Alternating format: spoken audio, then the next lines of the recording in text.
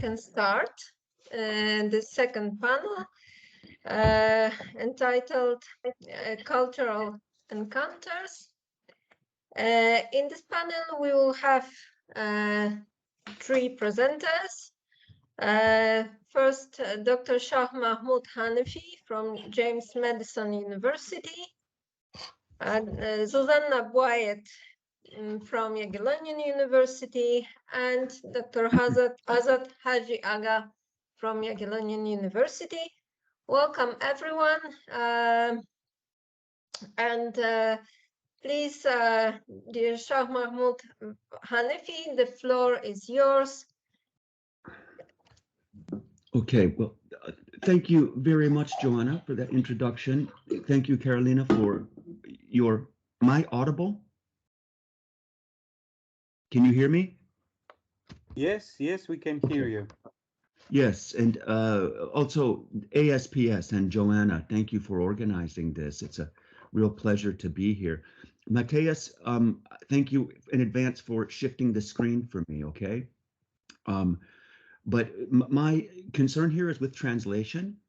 And when we think of translation, we think of interpretation, mediation, kind of information provisioning, all filtered through a variety of institutions and power structures, including universities, in the military, publishing houses and presses also affect the concerns of translation.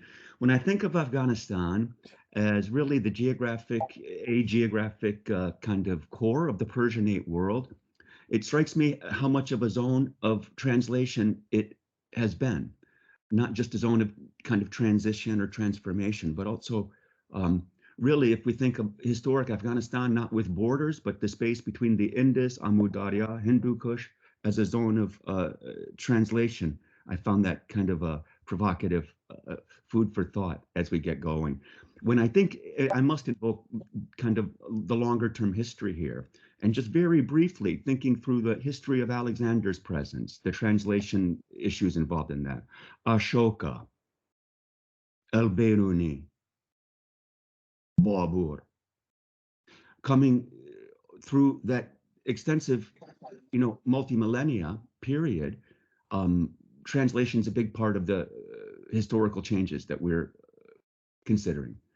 Getting to the processes leading to the modern Afghan state, it's really important to think of translations and interaction between Persian and Pashto, between the cities of Kandahar and Kabul, and really through the 18th, the 18th century beginning of the Afghan kind of polity, the 19th century colonial period with English and Russian now and other languages, Urdu, really impacting the translation scene in Afghanistan before the 20th century and the American imperial presence. And I do think of the United States as an empire. I think it's useful to think that way about the global projections, in particular regarding Afghanistan specifically. So the concerns for translation in this context are English, Pashto, and Persian. And Pashto is kind of the weak link in that triangulation in structural terms. The United States presence really begins with kind of soft power. Let's just, if we could turn the screen, Matthias, please. The United States presence in the Cold War really involves, again, the soft power of development. And we see the Kabul Times being a primary translation artifact, of translating into English the official Persian news of Bakhtar News Agency, but bringing in translations of other global languages into English for the Kabul emergent public sphere. Hafizullah Amin, some of you may know for his political career, but he also has a career as a translator for the American Embassy in Kabul, 1962 to 63. Hafizullah Amin and Nur Muhammad Taraki kind of bring Pashto into the field of politics in ways not previously reckoned with, and this does involve translation of things like Nur Muhammad's biography from Pashto to Persian and things like the dynamics really, if we can Just move to the next slide, please, Mateus, because we get into the now 1980s, when the Soviet invasion and the American response generates a lot of translation issues. Translation now involving Russian and English and Urdu and Arabic, but there are some key kind of actors in this larger field of translation and geopolitics. Louis Dupree, a public kind of academic anthropologist, has another career that's less well known, but it involves kind of coordination, various intelligence work. I don't know precisely his relationship to the Mujahideen, but his translators, Muhammad Alam on the left, lost his life for sort of translation services for Louis Dupree. And the role of anthropology as a kind of primary discipline for Afghanistan, the role of ethnography as a translation enterprise, a cultural translation enterprise in the first instance, really does draw attention to the anthropologists and their translators in Afghanistan. And the fate of Muhammad Alam is tragic, but there are some kind of success stories of other translators for American anthropologists becoming, in the 1980s and 90s, becoming kind of influential power brokers in their own right. And I'm thinking of Nejat Najumi, I'm thinking of Shah Mahmoud Miakhel, whose translation services really kind of carried them into positions of power. I think the role of Hamid Karzai and Ashraf Ghani, to some lesser extent, Karzai explicitly as a kind of translator during these 80s and 90s, does have something to do with how things played out after 2001, which is really where we need to go. If we can please, Mateus, move the screen forward one. And in 2001, this is known as kind of a smart war. And what we have now is technology becoming a real big kind of mediator in the translation enterprise in Afghanistan involving multiple languages. And this now also gets us into a further and deeper distinction between overt and covert operations and the kinds of translations that filter through networks that become a part of the kill chain and translation networks that kind of go public into academic and public spheres, kind of in translation systems that aren't always in dialogue, a kind of fault line of empire. And, you know, in 2003, there were, and of course, the politics of Pashto and Persian here are kind of significant in the way things play out regarding politics and the conduct of wars, translation enterprises undergeared and involved. In 2003, it appears there were an organization for the Afghan Translators Society emerges, composed of at least 22 organizations for translation in Kabul, a giant market for translation. The market for translation, both in the public sphere and for governmental contracts, is huge. And it does have a bearing on the quality of translation and the purpose for translation and the effect of translations. In 2004, there appear to be 17,000 translators. And now the real derogatory term Terp appears, Afghan Terps. Very clearly, major contracts in 2005, the Titan industry has a huge contract, $4.65 billion, and part of which is dedicated to translations. And the problems with these companies, the way this one comes in to become L3, feeds into Dynacore, connected to the Iraq War, the translation industry becomes a part of the imperial presence. And in 2006, we get now the beginning of the human terrain system that lasts till 2014, kind of culture friendly warfare or something like that, where language becomes a big part of the equation, not language as much as culture. So kind of acting on values related to Pashtunwali, for example, becomes standard operating practice. In 2008, of course, Obama's presidency to get Afghanistan correct is the surge and the really beginning of the drone war and what becomes the AFPAC program, the AFPAC Hands program, designed really to train about 1,000 military people from 2010 to 2020 in Pashto and the kind of language, but also cultural sensibilities, how to greet and drink tea and things like this that also involve electronic programs. A lot of Rosetta Stone type programs that are digital. And again, the Defense Language Institute down in, by 2008, really, there's also well-known problems with translation. The film, the Guardian film, Lost in Translation by John McHugh, was really kind of famous. It's a short 8-minute film. You can Google it and watch it. The Defense Language Institute morphs into the National Defense Language Institute. And there's a lot of very fast turning institutional change related to languages and translations for Afghanistan. A lot of research and development budgetary cycles affecting how these translation programs, the technologies get instituted. Again, huge numbers. Mission essential personnel gets $1.4 billion for translation. And here we have now problems with vetting translators and the exams to hire translators being corrupted by false exam takers over the phone, lawsuits, and really well-known problems with the translation enterprise. And Obama's Getting Afghanistan Right involved people like General Flynn, who have publications like Fixing Intelligence in Afghanistan. If we can go to the next slide, please. That gets into all kinds of, this is the grave of Faiz Muhammad Khan Khatib Hazara in Chindawal overlooking Kabul. See the blimp in the middle? This beginning in 2008, but really by 2010, the blimps and all around Kabul. If those of you who may remember, next slide, please.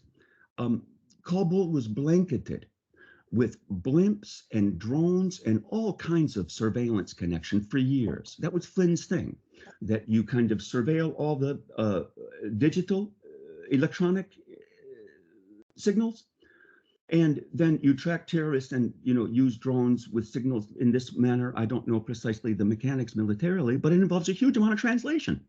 And the sort of issue of where this data goes into the closed world of intelligence is quite a serious issue in terms of democratic transparency with tax dollars, as well as the conduct of war. And so the question of war data and the collection of languages for translation and in the context of other biometric data collection, really problematic aspect here. By 2011, there are now kind of competing government-based technologies for translation that are competing with one another across programs. So the human terrain system and its counterinsurgency context, other units of the intelligence world have different programs for translation and language handling, all competing with public private sector like Apple, iPhone translators, really a dynamic field of technologies for translation. Beginning in 2010, 2012, there's a Vox Tech Phraselator that projects from English into a target language.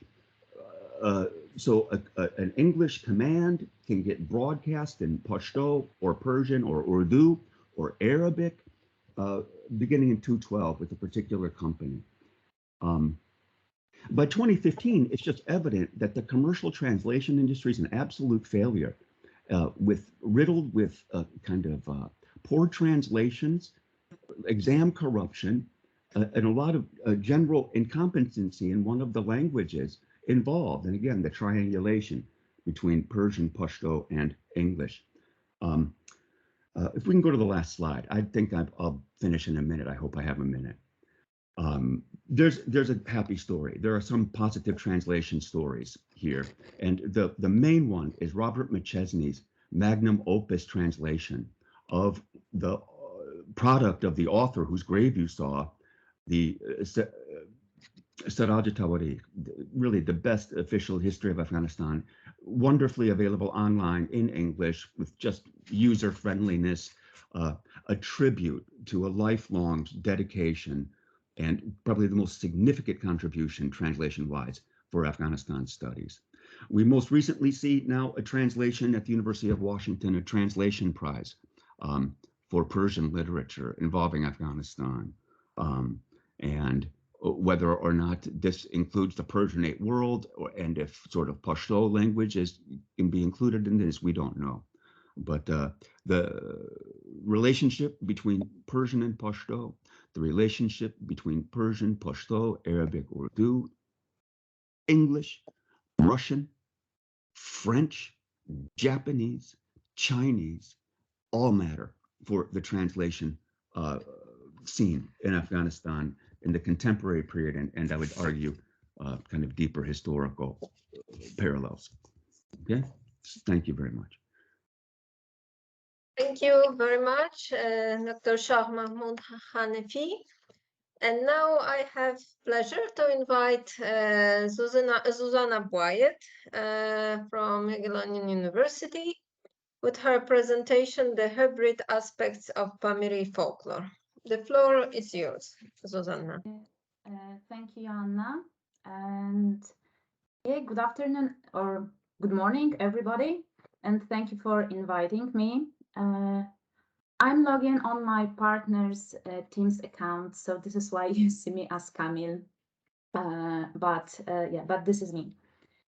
And yeah, I'm honored to have a speech today on this conference, and I'm really grateful that I could hear to your presentations as well.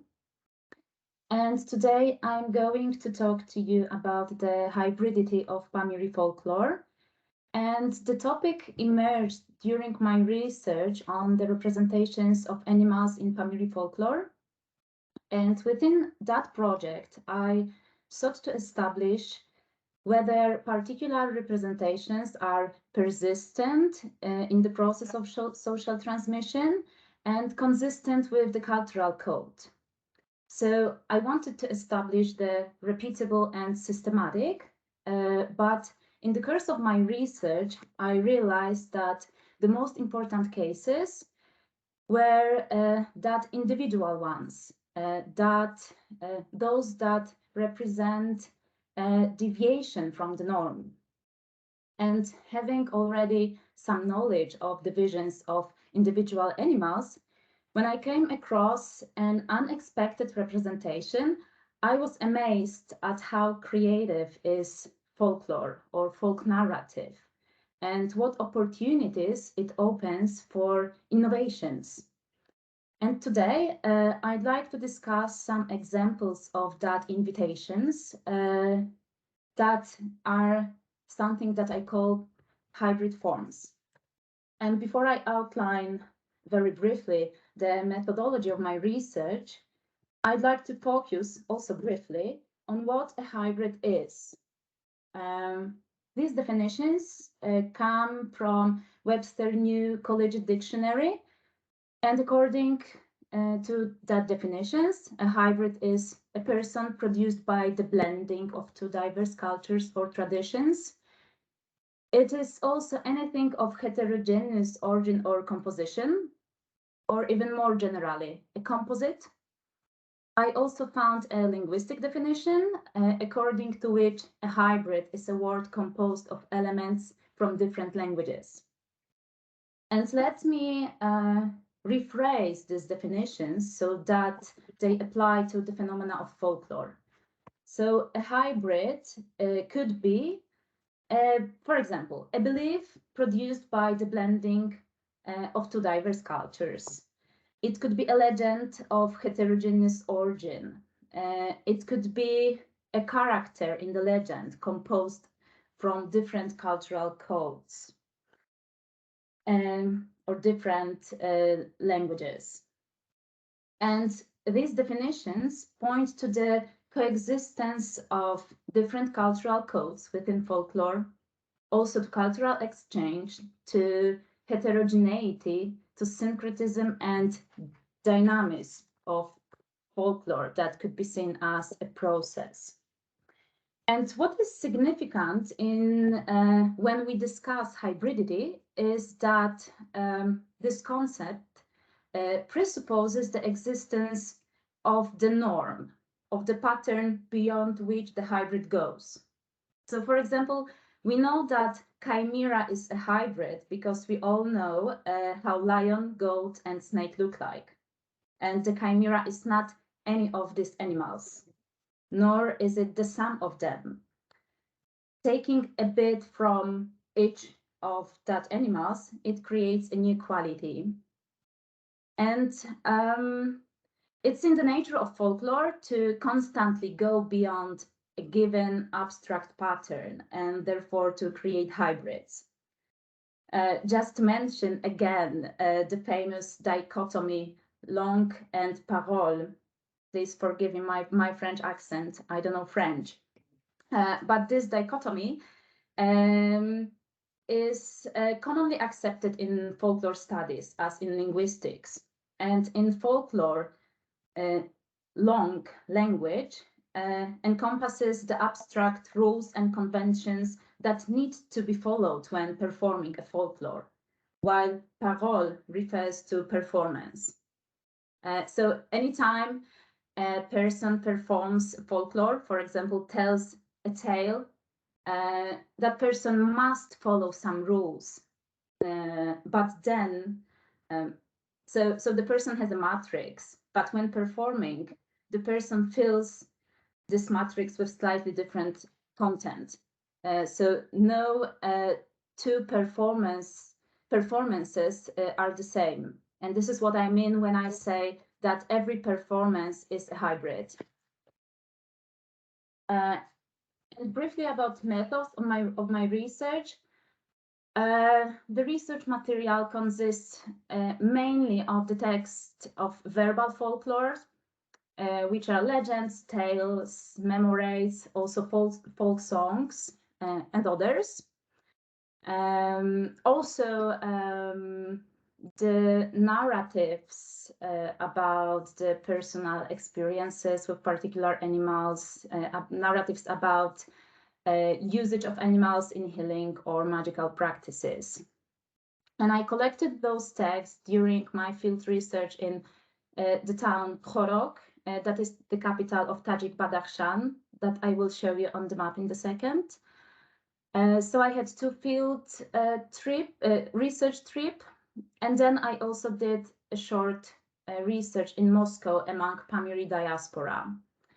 And obviously I also used the secondary sources from which I collected texts. And I analyzed the text using semantic categories that enabled me to identify repetitive plot patterns to which I could refer when recognizing hybrids. In the last stage, I tried to contextualize data. So I looked for explanations or possible interpretations of particular representations in close neighborhood, in mythology, in Islam, in everyday experience and practice with animals, etc. So this is the map of Tajik Badakhshan. I know that among listeners, we have also people that are not specialists of Iranian studies. So just for you, I did my research in Khorog among Pamiris that are Iranian ethnic groups that live not only in Tajik Badakhshan, but also in northern Afghanistan, in upper Hunza Valley in Pakistan, and also in Xinjiang in China. And the first hybrid I would like to discuss today is the figure of Shah. And this figure occurs in Pamiri tales and legends. And I argue that this figure is a kind of patchwork, a cluster of different motifs of both local and foreign origins. And the name of this figure suggests an affinity with Shah that you can see in the picture. which is a figure mainly known from Kurdish folklore. And Shahmoran itself is a hybrid, is half woman, half snake. And according to one of the best known tale, Shahmoran inhabits a magical land underground and rules over thousands of snakes. She is the guardian of wisdom and medical knowledge. She shares it with those who have shown kindness to her or other snakes from her family. And in Badakhshan, we find very similar tales in which Shahmor is the guardian of knowledge and donor. But in the Pamiri variants, this character is further referred,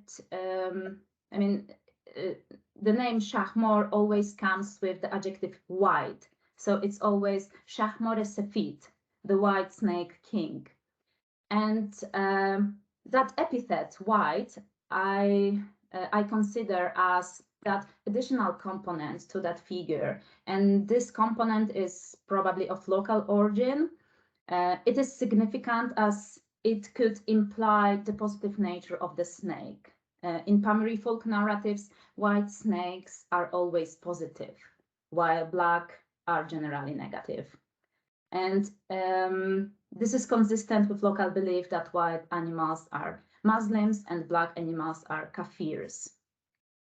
And in Pamiri folklore, Shahmor Sefit appears not only in tales that are variants of the Kurdish tale, but also in a legend. And it's this legend that I would like to focus on now, because in that legend, Shahmor Sefit plays an even different role to the donor. There are other motives and meanings stitched to the Shahmor in this legend. And the story is that a Pamiri village suffers from drought. One of the residents of this village goes to the Pirkhana in Mumbai to ask for help. And Pirkhana in Mumbai probably refers to the former seat of the Imam, which was indeed located in Mumbai. The journey to Pirkhana is very long and difficult, but the man finally reaches his destination. In the Pirkhana, he receives a snake in a sack. Pir, who has historically in the Ismailism of Badakhshan served as the governor of the Imam and spiritual guide in the community, Pir forbids the man to open the sack before reaching the village. But on the way, the man, out of curiosity or tempted by beautiful woman, opens the sack and the snake immediately jumps out and hides between the rocks. And in the place where the snake hid, a spring water gushes forth. Because what the man didn't know, this snake has the ability to summon water and was given to the man by Pir as a magical agent to save the village. The man failed to bring the snake to the village and save it from drought. Thus, the Shahmor Sefit in this legend is therefore a magical snake with the ability to summon water. It is also most likely a sacred snake, as suggested by the fact that it's kept in Pirkhana. It also acts as a magical agent, but is also a donor itself. It gives water, which is the source of life. So here we have another elements of this figure that, apart from white characteristic, is the guardianship of water source that is commonly known motive, not only in Pamiri folklore, but around the world in general. That could indicate the aquatic nature of the snake. Here we have also the guardianship of Pirkhana. And all that components, let me discuss the last one in a second. So all components are actually well known, but from the other context or from other cultures, like, for example, location of the snake in Pirkhana, which may indicate sacralization of the snake, which remains unclear for me. unclear for me at the very moment in the context of Ismailism. But it is known, like we know snake guardians of the temples from Buddhist tradition, for example. So yeah, so actually all of that components are known, but let's say in different forms. So this is a real hybrid here. Yeah, and let me discuss the last one. That was the interpretation of this legend that one of my informants told me, that there is a metaphorical meaning behind Shah Safid, or looking for Shah Safid is a metaphor for the pursuit of harmonious life, the life that is in line with the path of faith laid down by the Imam. So, analyzing the Shah Safid from this legend, we can trace how heterogeneous elements belonging to different cultural contexts are combined and reused so that they give a new independent meaning. And as I said, each of the components of this figure is actually well known, but here, as a whole, they have a new significance. And actually, and here in that figure, we also deal with cross-cultural borrowings, both from geographically or historically distant cultures. That shows that some imaginaries are very persistent and having the capacity to permeate the diachronic layers of culture. And actually, the most common type of hybrid in my material is one that combines imagery from different stages of cultural development. And this text I also call or perceive as hybrids. Yeah, such hybrids are narratives in which archaic beliefs derived from pre-Islamic religious systems, like hunting and agricultural cults, are reinterpreted using Islamic symbolism, important Islamic figures, etc. Just to mention numerous stories about mountain goat Nakhjir, and one of the legends you can see in the slide. Mountain goat is considered by Pamiris to be the purest and the sacred animal. And this belief and resulting rituals are considered to be a remnant of the mountain goat cult, the cult that is much older than Islam. And already Nikolai Kislyakov in 1930s, in his famous article about Burj, who is a legendary figure found in the stories of the people of Central Asia, he argues that Islam has used an older pre-existing cult of primitive deity identified with a mountain goat, making it into an Islamic saint. And according to the Pamiri legend that you can see in the slide, mountain goats were once owned by the Prophet Abraham. After his death, they went feral, went into the mountains and stayed there. And they never came down again, and now they are grazed and milked by Paris. And according to another variant of this legend, the tending and milking of mountain goats were done by Fatima, the daughter of the Prophet Muhammad, and thus these activities are considered to be noble. So here we can see as different cultural codes are involved in one narrative. So the archaic code of mountain goat is mixed here with figures important in Islamic tradition, and probably that relationship of mountain goat with Abraham and Fatima justified the sanctity of mountain goat. Here we also have like let's say hybrids. Are Paris mentioned here? Yes. So as you can see, according to two different interpretations, mountain goat are linked to Paris or to Fatima, who serve as female carrier of mountain goats. And finally, the last hybrid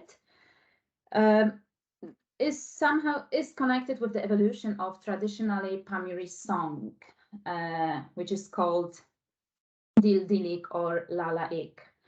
And in the slide, you can see the Dildilik of Abdulmamad Bek Mamadov, who is a Pamiri artist living in Moscow. And here is Abdul playing daf and dancing aspak, traditional Pamiri dance. And Abdulmamad, who is quite famous among diaspora in Moscow, draws on traditional forms of Pamiri poetry, but fills them with new content that corresponds to socio-cultural, economic reality of the labor migrants. And he does it in humorous way, as you can see in my translation. His works are often satires.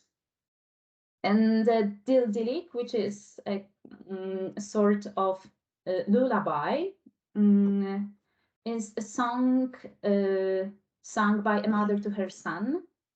It is also often about longing. For example, the lyrical subject is a mother longing to his son who went graze a cattle. It is also often about son growing up and moving away from his mother. And this Dildilik that I would like to play you in a second is not typical Dildilik in terms of structure, because the verses consist of different number of syllables, but they are divided with refrain, which is actually the traditional Dildilik refrain, Dil mu putsik diluma. I'm sorry, The verses- Zuzanna, you have 1 minute. Okay, so I hope that you read this. Unfortunately, I won't play you this Dildilik. So let me reach to my conclusions. What does research about hybrids can tell us? So this kind of research enables us to grasp the dynamics of folklore. It can help us to understand how flexible and dynamic is folklore and what kind of deviations are acceptable and possible when performing. It also can show us which motives, themes, or figures are persistent and probably with cultural significance. And finally, analyzing hybrids could show us what factors influence changes within folklore, whether it's migration, as in the case of Dildilik, that could be also a climate change, maybe technological development, access to social media, etc. So generally speaking, focusing on hybrids rather than on a norm could give us an insight into cultural change in general. Thank you. Thank you very much, Zuzanna, for your very interesting presentation. And now we will have, can you please stop sharing the screen? Yeah, just a second. Mm-hmm. And our last presenter in the session is Dr. Azad Haji Aga from Jagiellonian University, who will talk about the relationship between contemporary Iranian intellectuals and Christian theology. Do you want me to share your presentation, Azad? Or if available, yes, if available. okay. Just a second.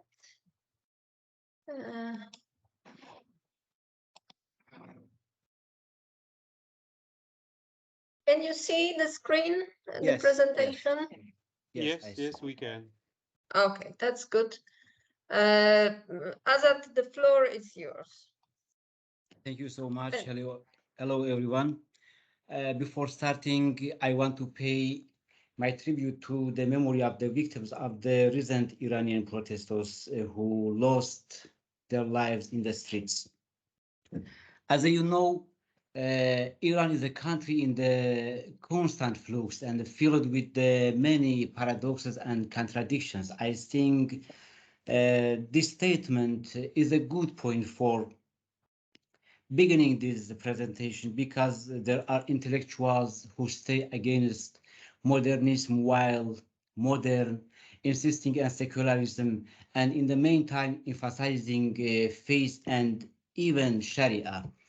In today's my presentation, I would like to focus on the part of Iranian religious intellectuals known as post-Islamist intellectuals, especially Abdul Karim Soroush and Mohammad Mojtahed Shabestari. Their efforts is important because, in my opinion, this group of Iranian thinkers or intellectuals has a huge contribution to the changing of theocratic basis of Iranian government and trying to establish a kind of democratization in Iran, similar to efforts made for reformation in the West.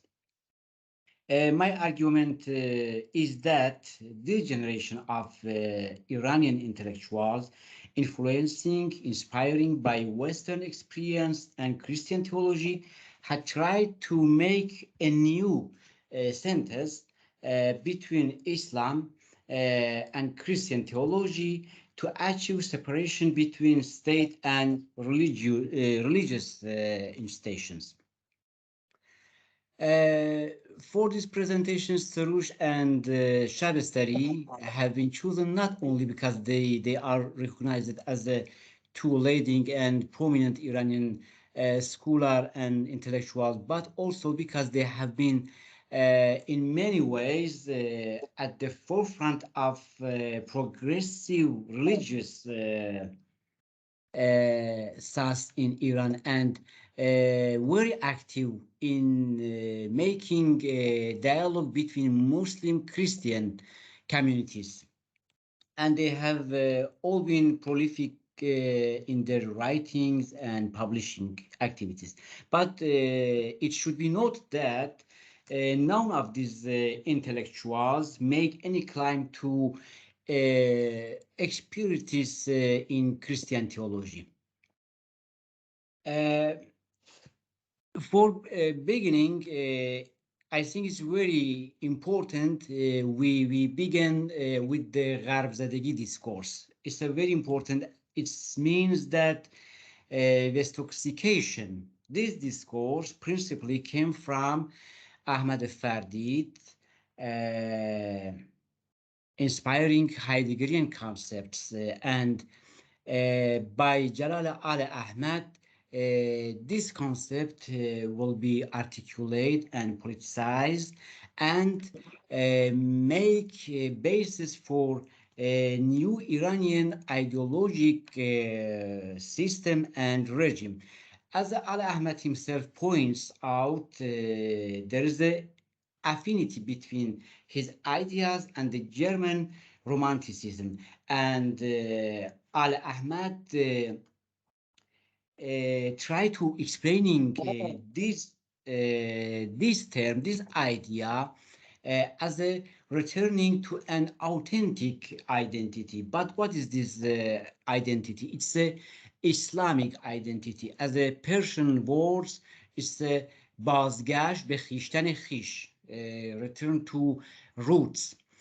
Finally, Westoxication or Gharbzadegi meet the massive successes and become the most popular concept that the oppositional intellectuals and critical public use to show their resentments of the Pahlavi society in Iran during the years led to Iranian Revolution. Ali Shariati is one of another leading and prominent intellectuals. I try to summarize this presentation.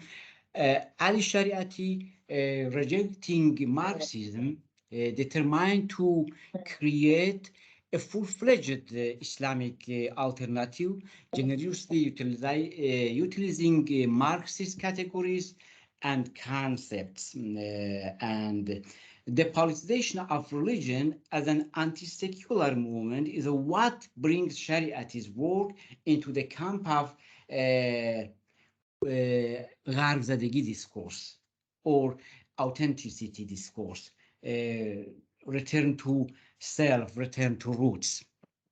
His discourse of authenticity reaches obscure metaphysical depths as a total ideology that we can see some aspects of this ideology in today's Iranian political system.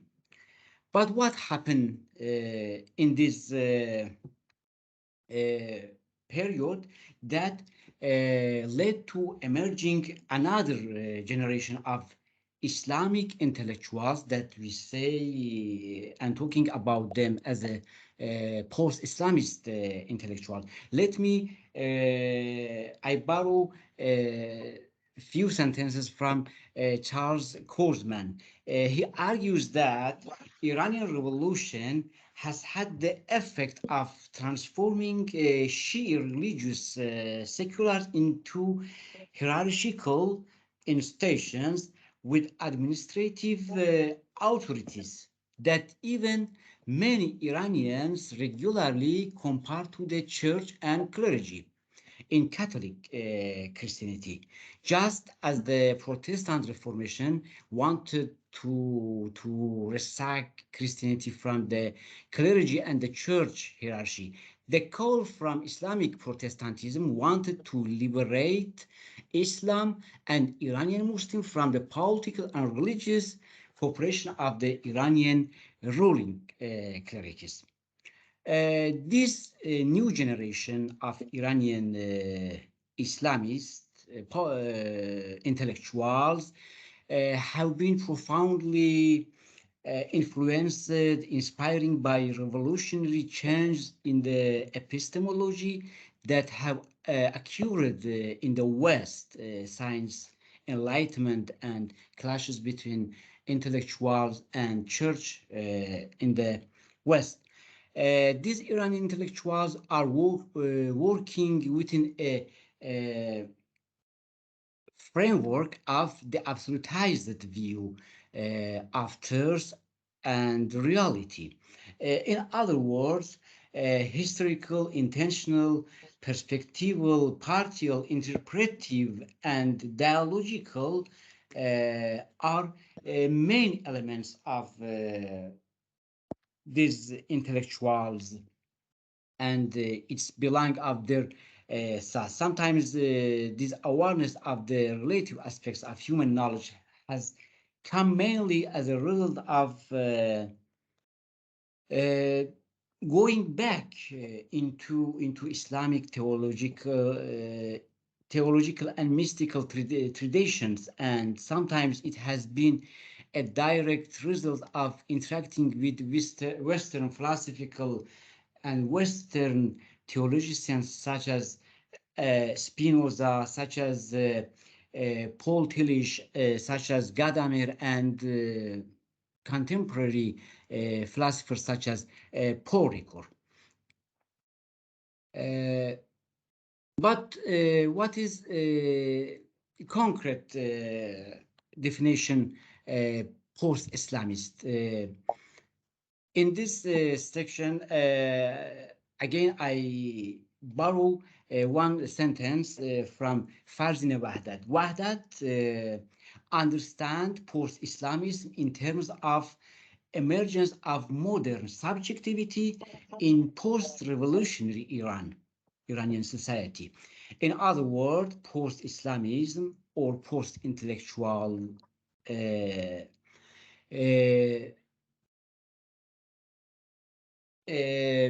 begins when a critical mass in a Muslim society abandons the life of passivity and acquires a sense of a kind of assertiveness. It's very important.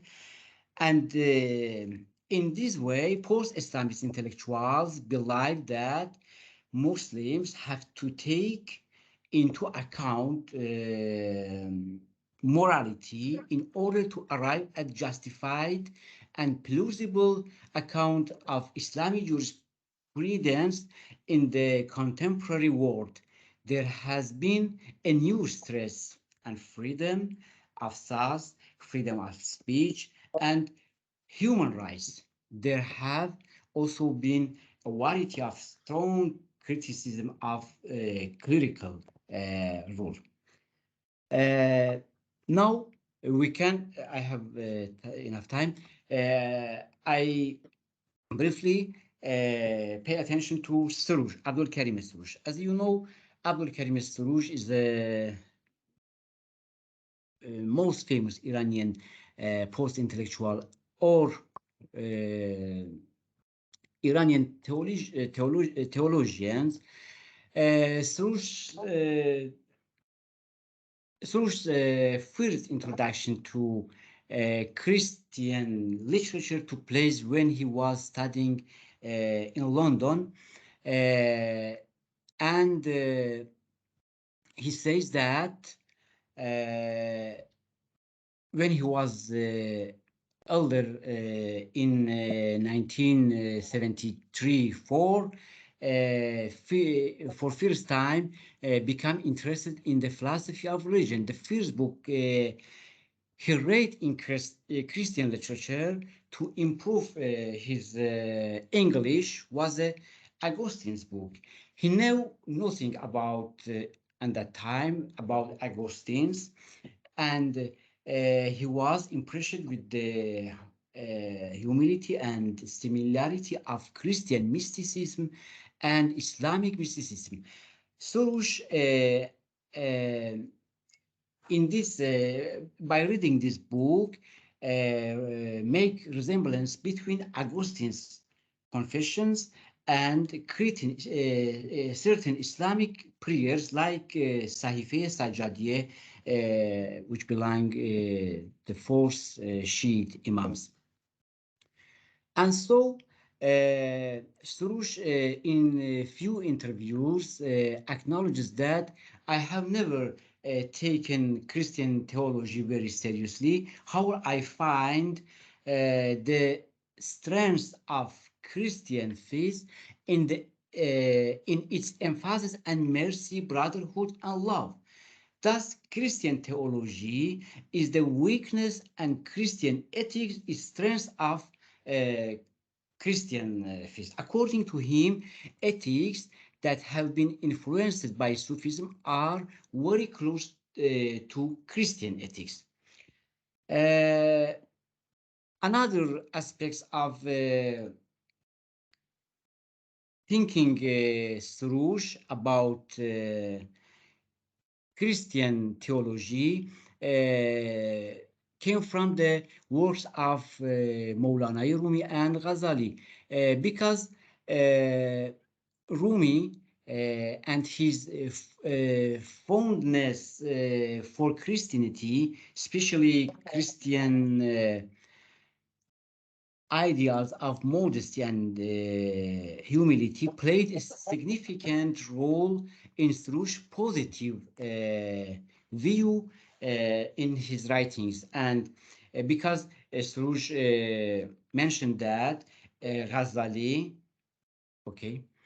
Ghazali had read the whole Bible and learned from it, and had made remarks linking between Islamic Sufism and Christianity. Yes, I haven't enough time. For mention to Muhammad Mujtahid Shabestari, I would like to begin by these sentences of Shabestari. It's very famous in Iranian religious literature. He said that all these years I have been looking for God with my hands, rise to the sky, but every day I find my hands empty. It says of one existentialist theologian, Iranian intellectual, post-Islamic intellectuals. Due to my limitations, just I want to talking about in 2 or 3 minutes. I want to briefly focus and a kind of relationship between Shabestari and Spinoza. I remember when I was working on my PhD thesis in a few years ago, it was possible to hear Spinoza's voice in some passage of Shabestari's work, but until publishing the theological and political treatise in Persian, he had never talked about Spinoza. As soon as this book was published in Persian, in his accounts and social media, and especially in his website, Shabestari wrote, knowledge of Spinoza's opinion and arguments about religion, philosophy, and theology is a very important and even necessary for thinking of modern religious people in Iran today. Regarding after this reference and publishing another book about Spinoza, I think it's Spirit of Spinoza by Neil Grossman. Shabestari again writes, the God depicted in this book by Grossman is a God that is not only completely acceptable and defensible for contemporary man, but it is also a God that contemporary man, with all his being, and he is looking for him from the depths of all his helplessness, anxiety, and loneliness. The anthropology of this book, which came out from the heart of theology, is very realistic and liberating. This theology and anthropology is a way of salvation. This book should be read not once but several times to get unique game that it's hidden in it. A very summary. I think I haven't enough time. I would like to as a conclusion, this dialogue between Iranian post-intellectuals and Christian theology has made a huge changes in Iranian religious horizons about cosmos, about religion, about God, and it led to pluralism and focusing and human rights and reconceptualizing public good in Iranian public spheres. Thank you so much for your pay attention. Thank you. Thank you very much, Azad. Yes, did I stop sharing the presentation? I hope so. Thank you very much for your presentation. I think our session came to an end. So now we'll have a few minutes break and we come back for discussion in the last part, which is roundtable. What time shall we be back, Karolina or Mateusz? I think in 10 minutes, so 5 minutes to 1, 12:55. Okay. Okay, thank you once again. Many thanks to all the presenters, and see you in 10 minutes. Thank you all very much. Well, as we proceed now to the discussion, I'll just very briefly say a few words about technical issues. Our today's speakers already know that the plan is to have some general questions that anyone actually can answer and take part in the discussion. And then we are very keen to hear the questions of the audience or any questions that the participants might have about any paper in particular. So we do invite them. But let us start with maybe some general, more general ideas.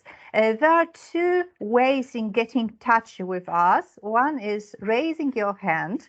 You will have the icon to do that either at the top of your site or below. Just a hand, you know, so it's really easy to spot that.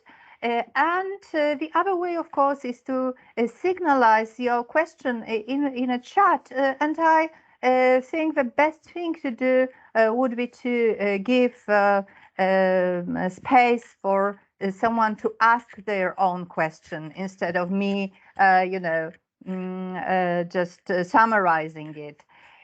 So when I was thinking about this variety of papers, I do have a feeling that they have certain things in common. And they tell us about a lot about channels in which cultural diffusion and any kind of travel of ideas actually happen. Those channels can be, of course, travels, translations, war encounters, and the internet, that was not maybe the main subject of our speech, but also quite obvious a channel. So I would like you to start our discussion with asking you to comment on which channels you think might have been particularly important for those parts of Iranian world that you work on, and what influence might have they had on how these ideas spread. I don't really have one particular person in mind answering this question, so I would like those hands up very much. But if you like, I can also.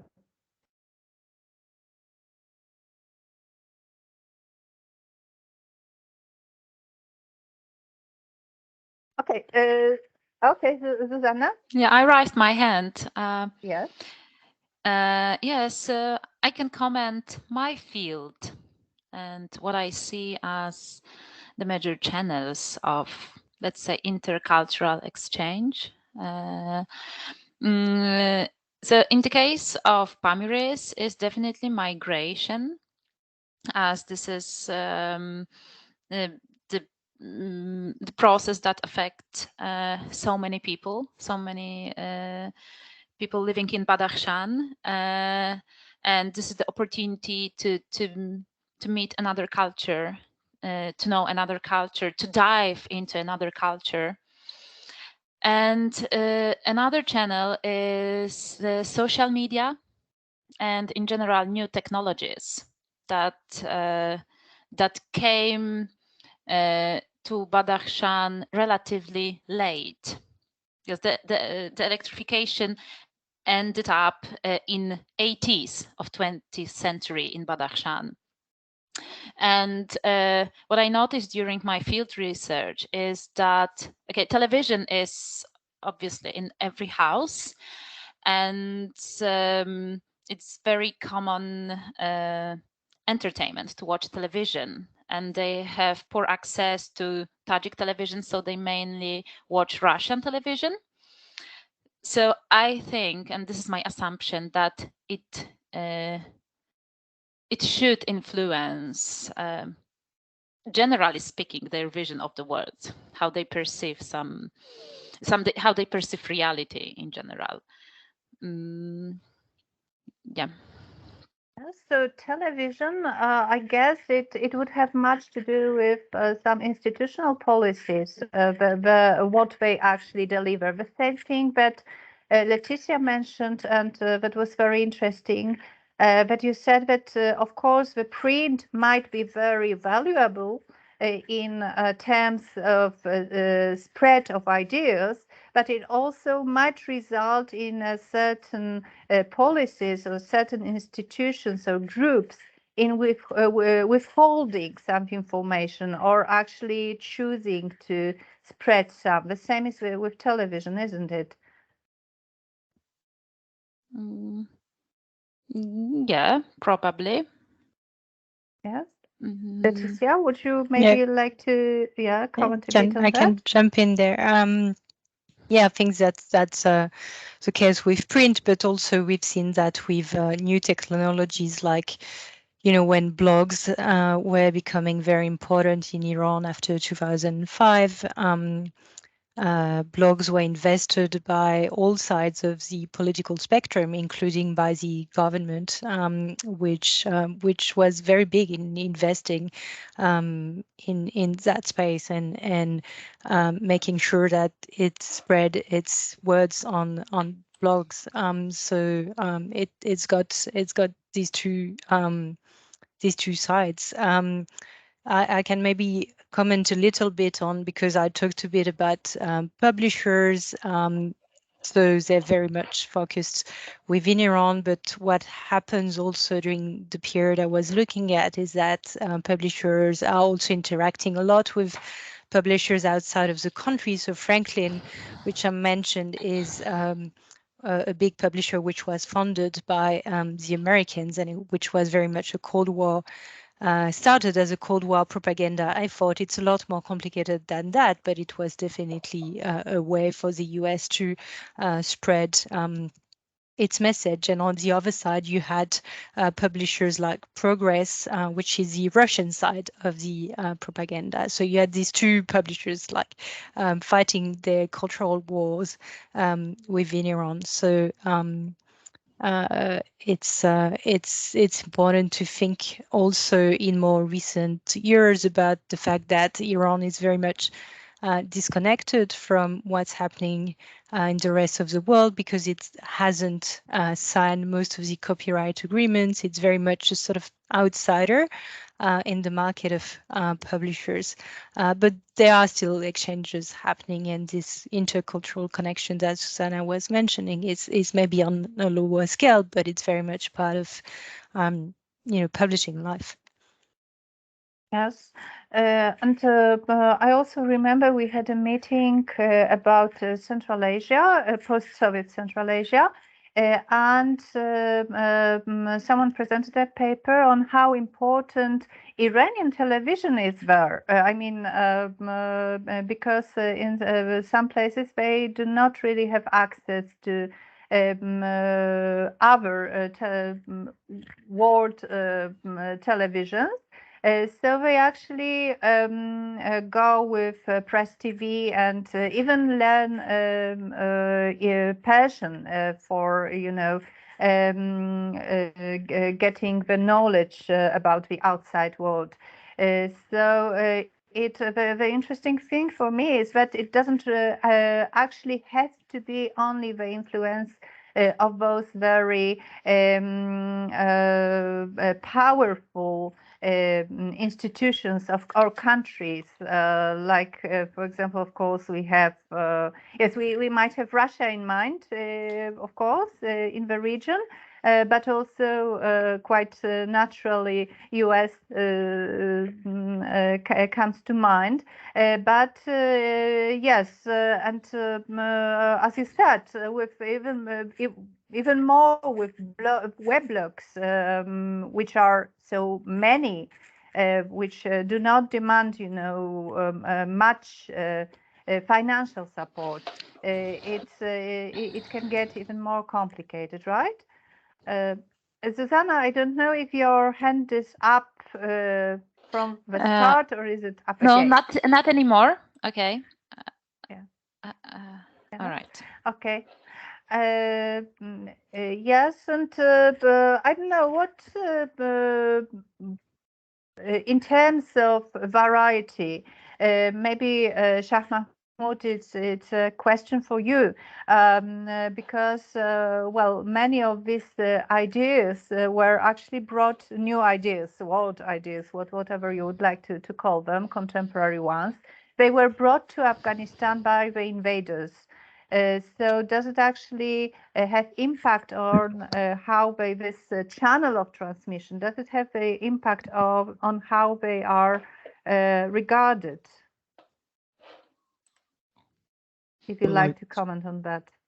Certainly, thank you for the question. I certainly think so. I mean, in terms of the translation enterprise, there's clearly a, direct connection between outside or external influences, so to speak, the United States being primary recently, and of course other, imperial formations previously, whether it's Soviet, British, or other national actors, international actors, transnational actors, mediate and disseminate and communicate with Afghanistan through generally political elites in Kabul.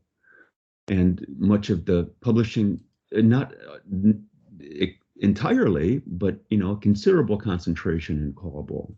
And so the circuits and the sociological and kind of material circuitry is routed through Kabul and particular individuals, small numbers, very small numbers of individuals there.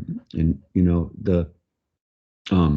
your question about channels, obviously connects to the formats people have discussed here: film, publishing.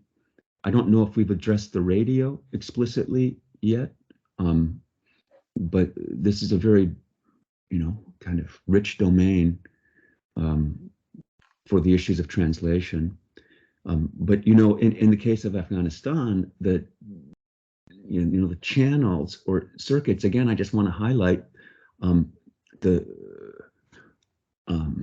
divergent circuitry between covert and overt channels of information consumption, production and consumption. And I put covert with military, intelligence, security organizations, and there are so many of them. And within that domain, there's also lack of communication and incompatibility in that domain. That is, let's just call it the military circuitry. And that if we want a moment, we need an hour of silence for the innocent people of Afghanistan who have been victimized by those information circuits. And I call for all of us to spend an hour this evening talking about, in your own mind, the victims of what's happened in Afghanistan. And I really don't think the last 20 years is sufficient. Think for 40 minutes, 40 years, 40 minutes, please. And the public circuitry of information, translation information, it's just really kind of absolutely fascinating, because it's both kind of corporate, as I mentioned, some organizations, that is translation houses, but also private enterprises. And so people are kind of translating their own work or having someone translate their own work. Many, works of contemporary history have been translated in that way. And, I guess in the public domain of information, translations and information circulation, I think there's kind of institutional as well as personal circuitry there. So a number of kind of pairings for channel pairings, I would say: overt, covert, institutional, private. Yeah, with multiple media involved. And I do also mean kind of Voice of America and the BBC. Those are powerful powerful vehicles, as was, kind of Radio Peshawar for Pashto in the Cold War, and Karachi. I mean, beaming into Afghanistan. So, thank you for the question, really rich. Thank you. Yes, very interesting indeed. Leticia, you would like to add something, right? Yeah, no, I just have a sort of follow-up question for Shah Mahmoud about the translation circuits between Iran and Afghanistan. My understanding is that before the Taliban came back last year, there was a sort of period when things that could not be published in Iran were published in Afghanistan. I'm thinking of translations like Nabokov, Lolita by Nabokov. I'm also thinking of some Iranian writers who were publishing in Afghanistan and bringing back their books sort of underground in Iran. Can you talk a little bit about that? No, I don't know much about that at all. I'm sorry. I can go the other direction. I can talk about books banned in Afghanistan, published in Iran. The most primary example being Afghanistan Dharmasiri Tarikh, which was banned in original publication in 1967, I believe, and then published in Iran in, I believe, the 80s. It comes to mind, but I'm not aware of what you're pointing to, Leticia, is such a, again, important domain of trans-border publishing and interaction. And I know there are students kind of working on that. I believe Arya Fani has done some work in this regard, as well as others. But it's a fantastic question. I'm sorry, I'm not in a position to really respond with any detail. Yeah, but we'll follow up. Yeah. Yes, and sorry if I may, because listening about this trans-border transmission, one comes to think about Kurdistan. So maybe Joasha, sorry, I told you to refer to everyone by the titles and I forgot myself, so sorry. So maybe Professor Bocheńska or Dr. Hodziaro would like to comment on that, how it worked in Kurdistan, how maybe it enabled this trans-border transmission of ideas. It's a wide topic because there are, first of all, the question from which language into which Kurdish language or dialect. And of course, if the official language of the country is involved or is not involved. So at the beginnings, when, for example, foreign literature started to be translated into Kurdish languages, usually the official language of the country was very much involved. So these publications were known first in Persian, Turkish, or Arabic, and then translated into Kurdish from these languages. And to some extent, it is still like this, but there are also other initiatives now very much focused on translating without the mediation of this official dialect, as we have a friend in Turkey, Fahriye Atsay, who translates from English into Kurdish and tries to choose books that were not published in Turkish at all, so they are published and exist only in Kurmanji dialect. Also, as far as I know, and I believe Azad can add more to this topic, there is there are still many publications happen to be translated into Kurdish from Farsi in Iran. Yet as you know, there are different Kurdish dialects or languages like Kurmanji, Sorani, and Zazaki Badini, and it's also the question which dialect to choose. Of course, in Turkey, dominating dialect is Kurmanji among the Kurds, but again, there were some initiatives to translate into Zazaki. And there are certain, one of our friends was one of these devoted translators into Zazaki, not even of literature, but theoretical publication on cinema theory, for example, directly into Zazaki dialect, but from Turkish. So, of course, the question of how to sell and because the market of Kurdish language publication is a minor market and struggling market in all these countries. So, of course, majority dialects will be favored by the publishers.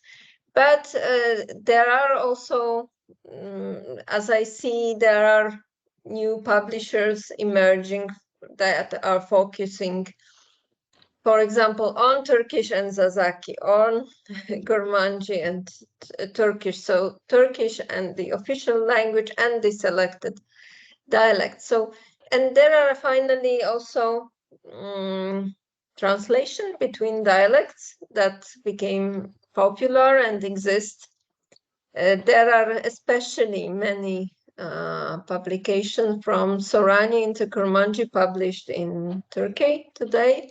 So literature from Iranian and Iraqi Kurdistan being published in Turkey in Kurmanji translation, and of course in Latin script. And I know that in Iran as well, some few, but still there are also some examples from Kurmanji literature being translated, and the same in Iraqi Kurdistan. Also, some translations done in Iran, I think, are published in Iraq because the cooperation of intellectuals between Iranian and Iraqi Kurdistan and Sorani within Sorani dialect is quite strong. But it is easier sometimes to publish something in Iraqi Kurdistan than in Iranian Kurdistan. I hope Azad, who translated also some books, can add here something. Thank you, Joanna. As I know, there is a strong connections between. Open your camera, maybe. Oh, okay. So okay. we can see I forget a bit. Okay, I forget a bit. As I know, there is a strong connections between Iranian, Kurdistan, Iraqi, because both side of the borders, Kurdish population more Sorani, and some another aspects of this connection is related to translation of Kurdish book to Persian or Persian to Kurdish. It's a very important. But in the Iranian Kurdistan, in Rojava, we have another problems because Iranian Kurdistan suffers many problems in Kurdish language because the Kurdish language in Rojava divided between three sub-dialects. Kurmanji in north of the Iranian Kurdistan, Sorani in the middle of this geography, and Kalhor dialectic in the south of this geography. In small parts in Irani Kurdistan, we have another dialect in Kurdish, Hourami. at least we have 4 dialectic or sub-dialectic in Iranian Kurdistan, and this made obstacles for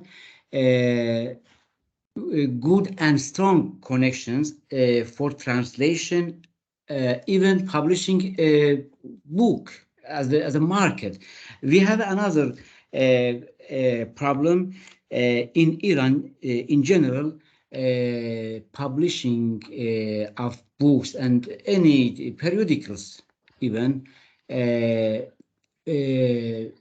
confronted by very obstacles, and in Kurdish language, maybe many of Kurdish books suffer censorship. It's very important for marketing, publishing, and book marketing.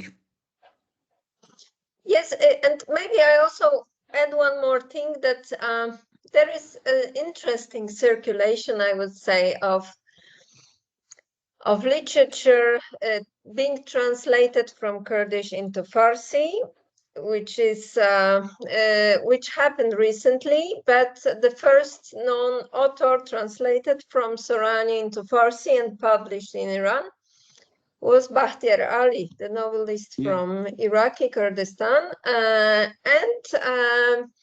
I remember we had a meeting here with Iranian writers a few years ago, and they knew only about him and not about Etane Haye, who lives in Sina today, in Sanandaj. So, and this process is catalyzed by migration, by the fact that Bakhtiar Ali is quite well-known writer, published now in English and German translation, so it was easier probably to have him as the first novelist from Kurdish Sorani origin into Farsi, and only later Etane Haye, who is from Iran, but wasn't known by the Farsi reading public in Iran. So there might be some paradoxes here, and the question, what is published in the West, I think is also important, and impacts the direction and interest of the publishers. Yeah. Well, certainly does. We have I don't know if it's a question or a comment from Mehdad Rahimi Muqaddam. If it's a new question, I would ask you to wait a little, but if it's a comment, Hi,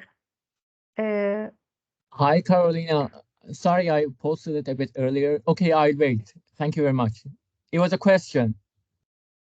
Yes, and if it's a new one, maybe you could just wait a little bit. Sure, we will get to it, yes, in a minute. Sure. Thank you very much. And thank you very much for the question. And I do encourage everyone to think about the questions they would like to ask. But since you were talking, both Joanna and Azad, you were talking about dialects and the difficulties that they pose, the existence of those pose in this transmission of intellectual work. I was thinking about Max's topic and about cinema, in which those dialects are not that important, but of course we still have those different centers, different institutional policies, like, for example, having just, I don't know, 1 hour to present a film in Iranian television. It was a very widespread technique, you know, to just cut off all the bits that wouldn't fit in the ideas of the censors. So I would like to ask you to comment on this. How do you see cinema as this channel of transmission, and what advantages and possibly disadvantages, maybe being prone to censorship, for example, might be? Yeah, look, I mean, I think what really drew me to Pig as a kind of case study was just exactly what you were talking about, the kind of transmission that, I mean, Haji himself is sort of the epitome of global transmission, just as a person that he studied in Canada. And that, as we can see, he brings these very strong Western influences into his filmmaking. He's also Ibrahim Goliston's grandson, and Iranian influences are very important to his cinema as well. And we get this really strong kind of interaction between them. I do think, I mean, weaknesses, certainly, I think the kind of just sort of the visuality of cinema makes it kind of overtly a target for censorship. And so, I mean, that's something that's been much discussed with Iranian cinema. With someone like Haji and Pig, we see him finding ways to push those boundaries as well. And recently, we see those sort of more and more being tested. And so, I don't know if it's necessarily ultimately all that different from literature at the end of the day, and that in terms of that sort of international transmission, like what you highlighted in your paper, Karolina, the connections between Schultz and Hedayat and Kafka, that these things do cross boundaries while these artists remain sort of tied to their particular milieus, shall we say. With something like the example I showed, I think those connections are just sort of so in your face that, like, you see those dancers and you see, like, this is about Busby Berkeley musical, and then you also see it's about the chain murders. So I think it allows for us to see that kind of intercultural transmission Hybrid. very explicitly. Hybridity, yes. Yeah, like I mean, to get to the expression that Zuzanna gave us.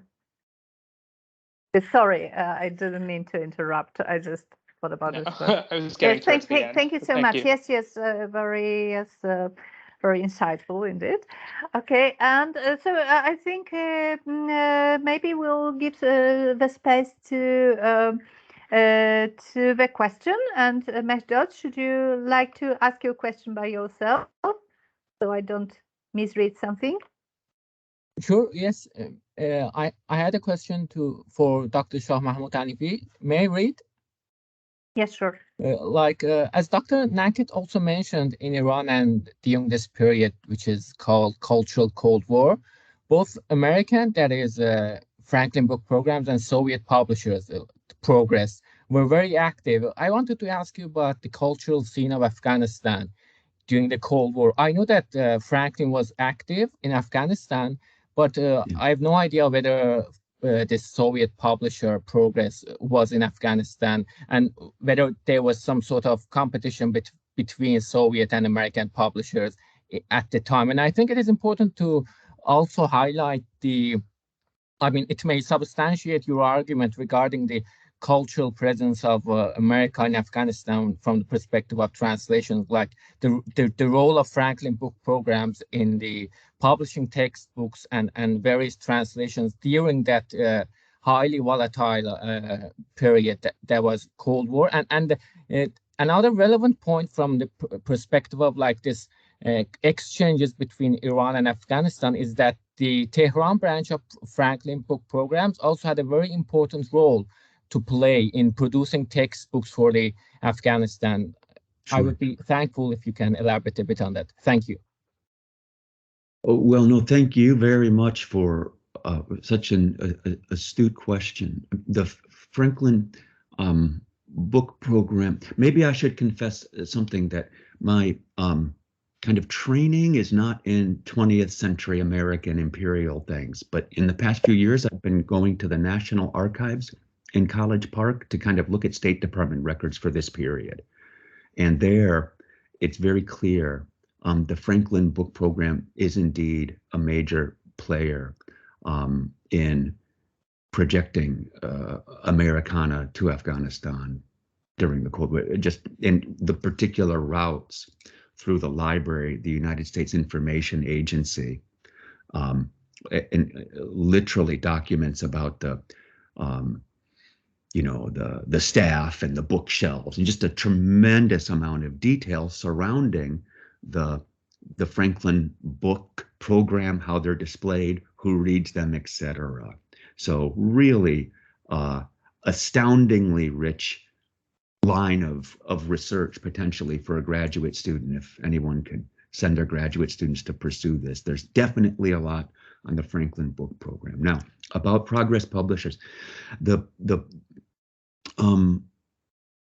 law, the operative governmental policy for all of the Cold War actors in Afghanistan, and that of course is the Americans and the Soviets, but the Germans, the Japanese, the Czechoslovakians, I mean, the world. Afghanistan's independence in 1919 really opened it up to global influences in tremendous ways that did impact this publishing industry. Now, during the Cold War, anyone could publish anything they wanted so long as they didn't critique another actor. So the United States could say anything they wanted so long as they don't critique the Soviet Union. And I don't know what the Progress publishers, how they responded to that. But what this means also is that the circuits by which the Soviets through Progress publishers, the Americans through Franklin books, they were probably targeting the same audiences, students, bureaucrats, you know, the kind of reading public.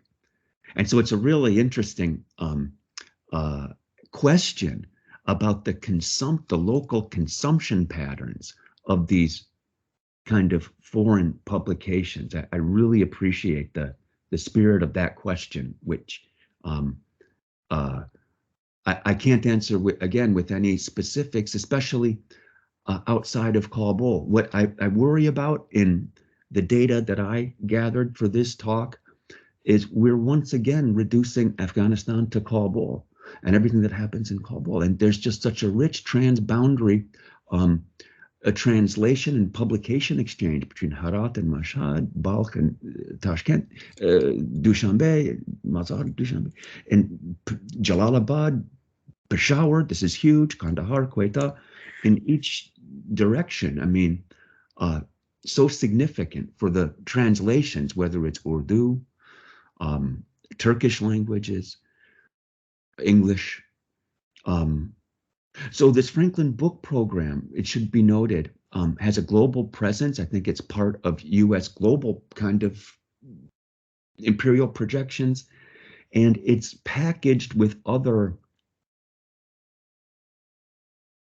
zones, kind of media zones of engagement, so that the publishing program of Franklin books goes with the Voice of America kind of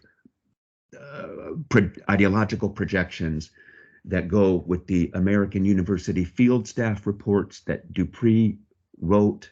And it's important to think of the Franklin book program along with another of other programs that collectively manipulate translations and languages in ways that serve empire or non-local motives in the first instance. I appreciate that question so much. Thank you so much. Thank you so much.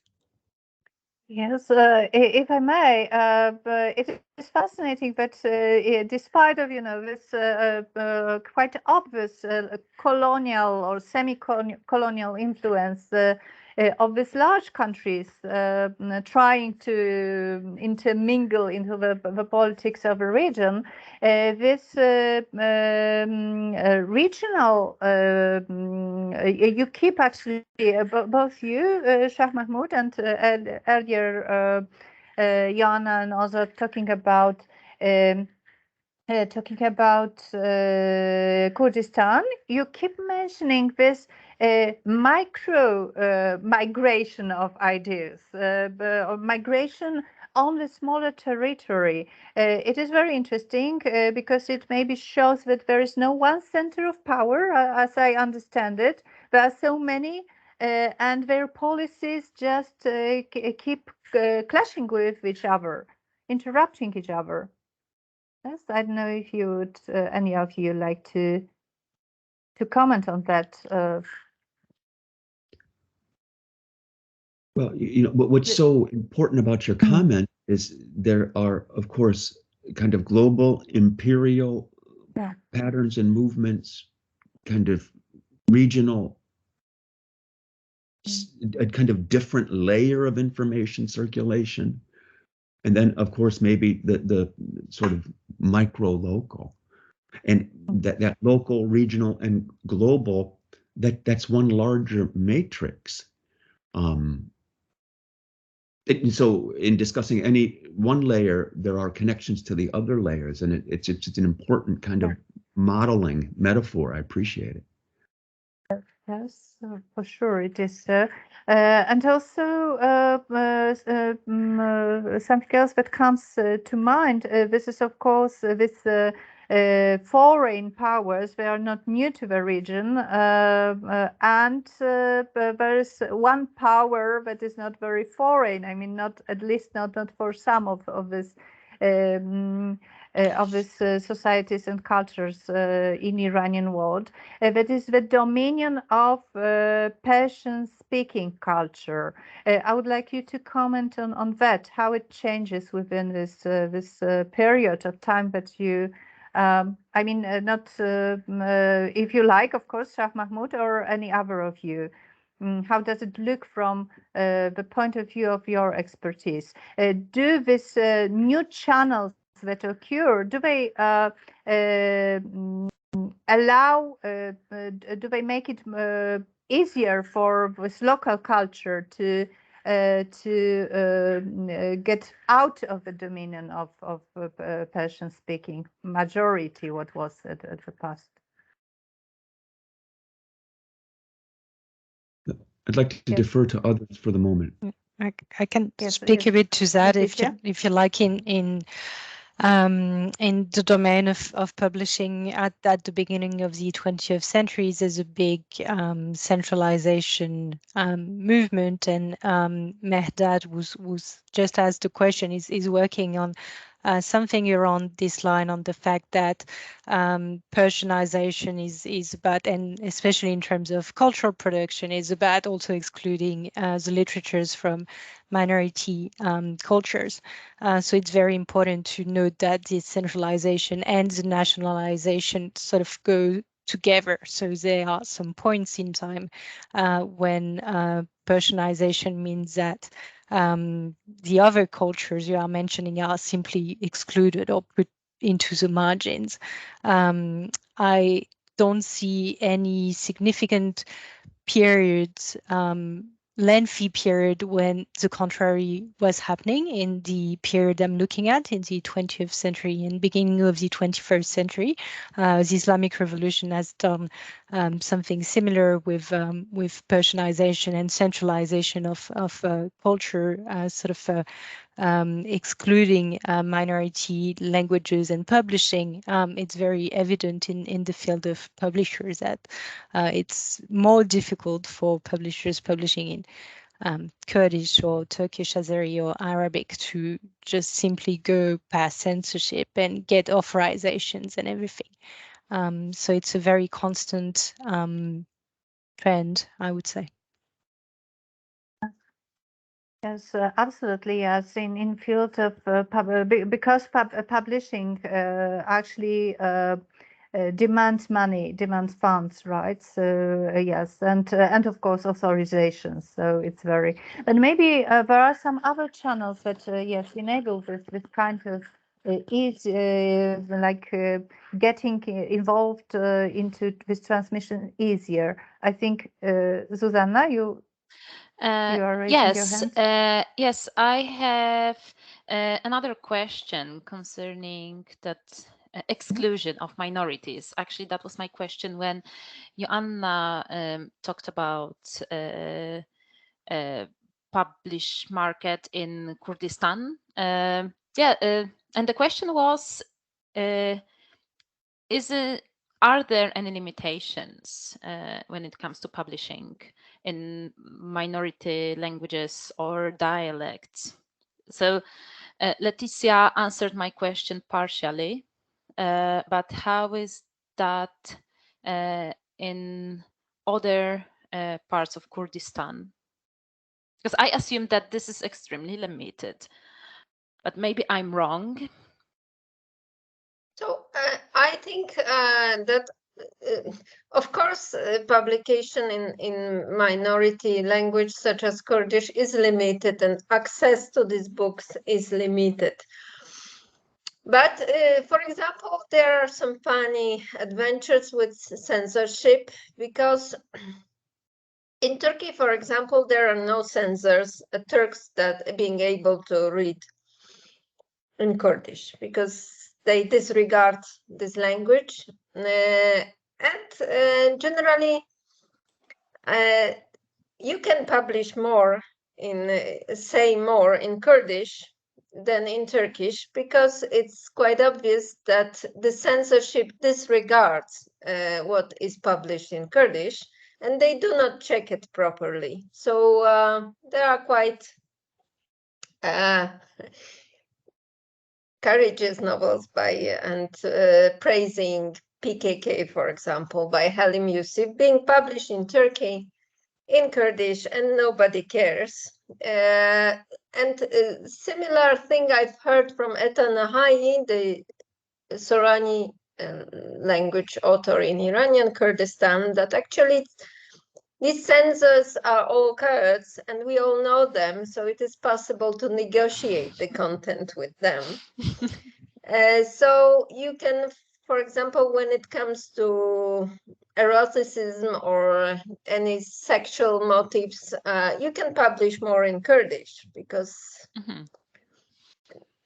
the outside censorship operating in Farsi will not read it. So this creates some bubbles in this space of limitations, that you can have even more freedom sometimes, thanks to being published in a minority language. But this, of course, does not mean that you will be widely read, and that these books are accessible. Even though observing this market during 20 years now, I think that more and more is being published, and there are really new publishers emerging and willing to struggle and publish and try to sell in Kurdish language. So there is this strong devotion, ideological devotion sometimes, that we need to publish in Kurdish. And even if we have to co-finance it from our own private resources. So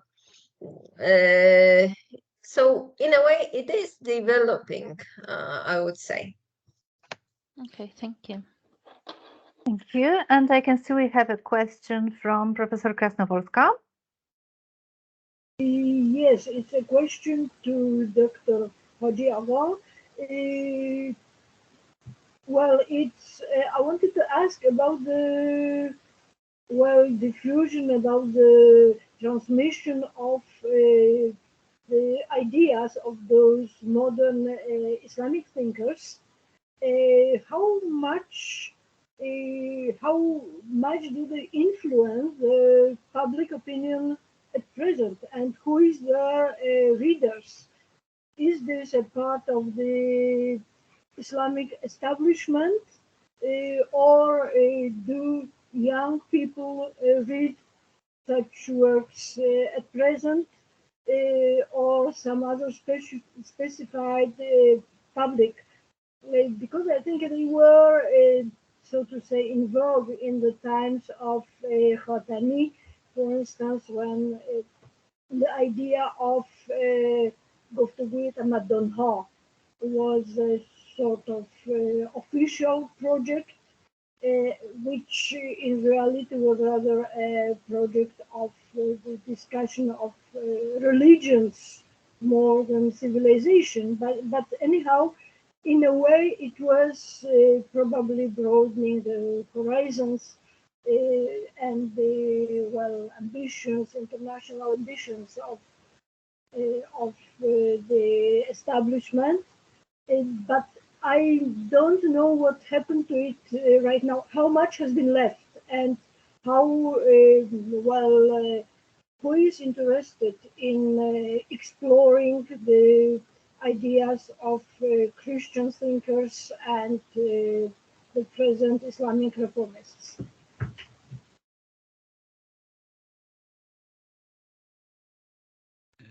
Okay. I think after presidency of Ahmadinejad and the failure of Iranian reformations, the whole of intellectual religious tradition encountered to the failure, big failure, and even I can say that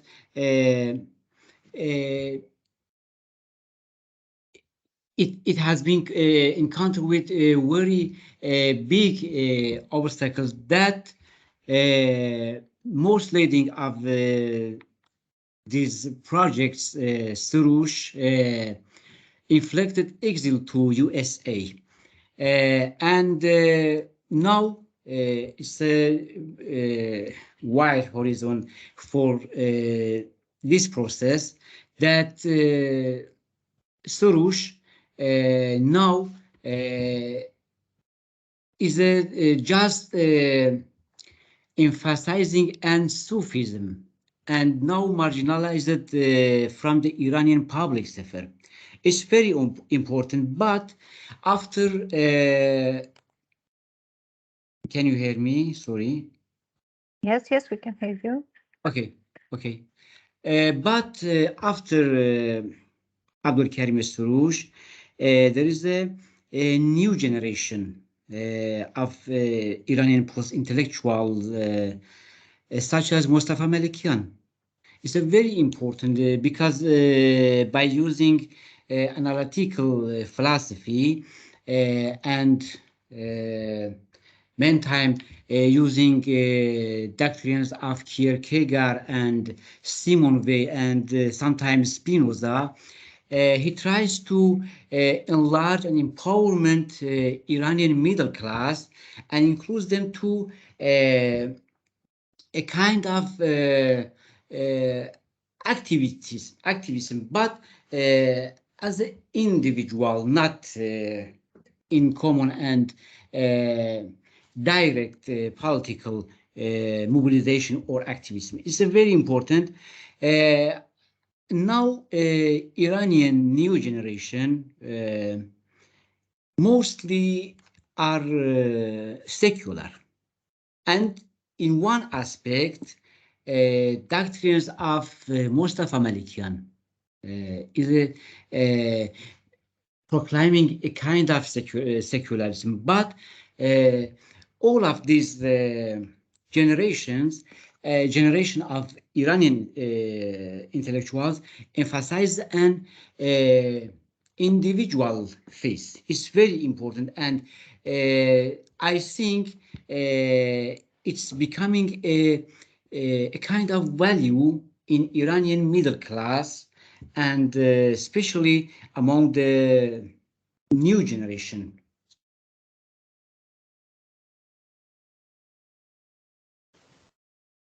The floor is yours. You're welcome.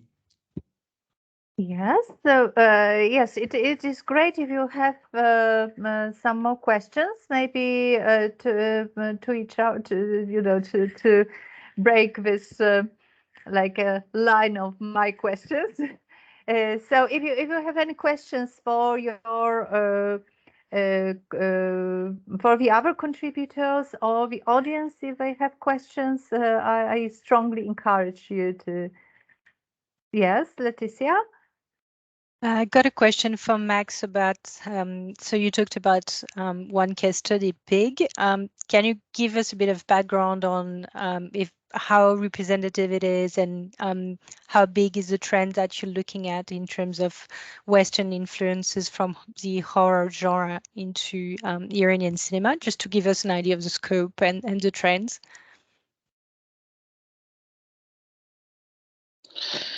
Yeah, no, absolutely. It goes back to, I would say it's 2004 is the movie Parkway, which is, or sorry, Girls' Dormitory is 2004, which is a slasher.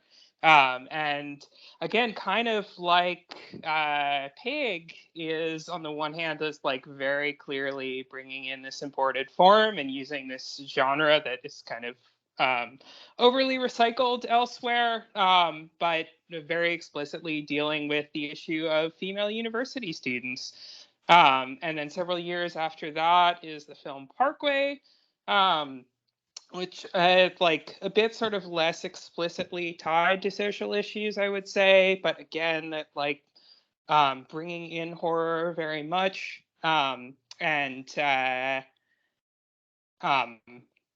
yeah, again, like sort of bringing in this form and bringing it into this new context. So it's not super widespread, I would say, but something that we see kind of picked up here and there and done very explicitly.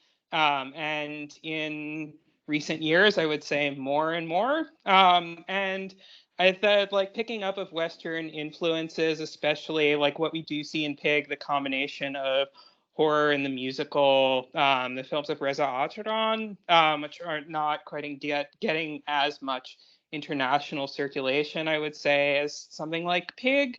But again, like that, drawing on horror influences, seeing that like explicit use of music and comedy and even women dancing.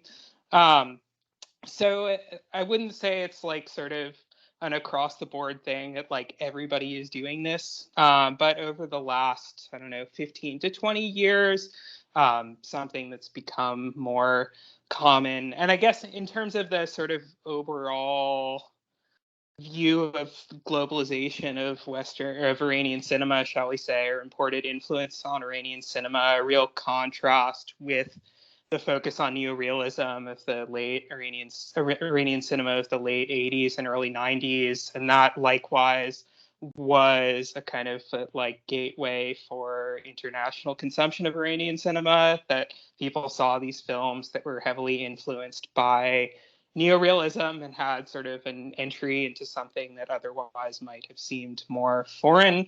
And likewise for something like Pig, especially, I think horror becomes a kind of like gateway for the film to have a recognizable, shall we say, trait for international viewers that is then combined with these local influences, which I do think is something we see in these combinations of horror and local influences. Okay, that's great. Thanks. Yeah. Thank you. And if I may, maybe you would like any of you to comment a little bit of this hybrid ability of these cultures, because it was both in Max's presentation and in a very different one, of course, Zuzanna's presentation. It is, and maybe even in mine, it was also the case to an extent, that it is actually by hybrids that some modern ideas, or what is called modern ideas, actually enter the societies and become to live there, not just, you know, be brought and listened to. So I was thinking that maybe you have some other analogies for that, because, for example, the folklore ones, they are as true for Badakhshan as there are for Iran. In Iran, there are also many folklore hybrids, but I think in other fields as well. Anything comes to your mind that you would like to comment on? If I can just offer a general comment on the idea of hybridity, Absolutely. which sometimes is deceptive in the sense of thinking of two equal things interacting equally to form some kind of even or symmetrical hybrid. And I think that can be dangerous in fields of, power relations, which are hierarchical. And the hybridity is inflected by other, variables that give weighting or preference or priority to certain elements of the package, whether it's the content or the format of dissemination. And so,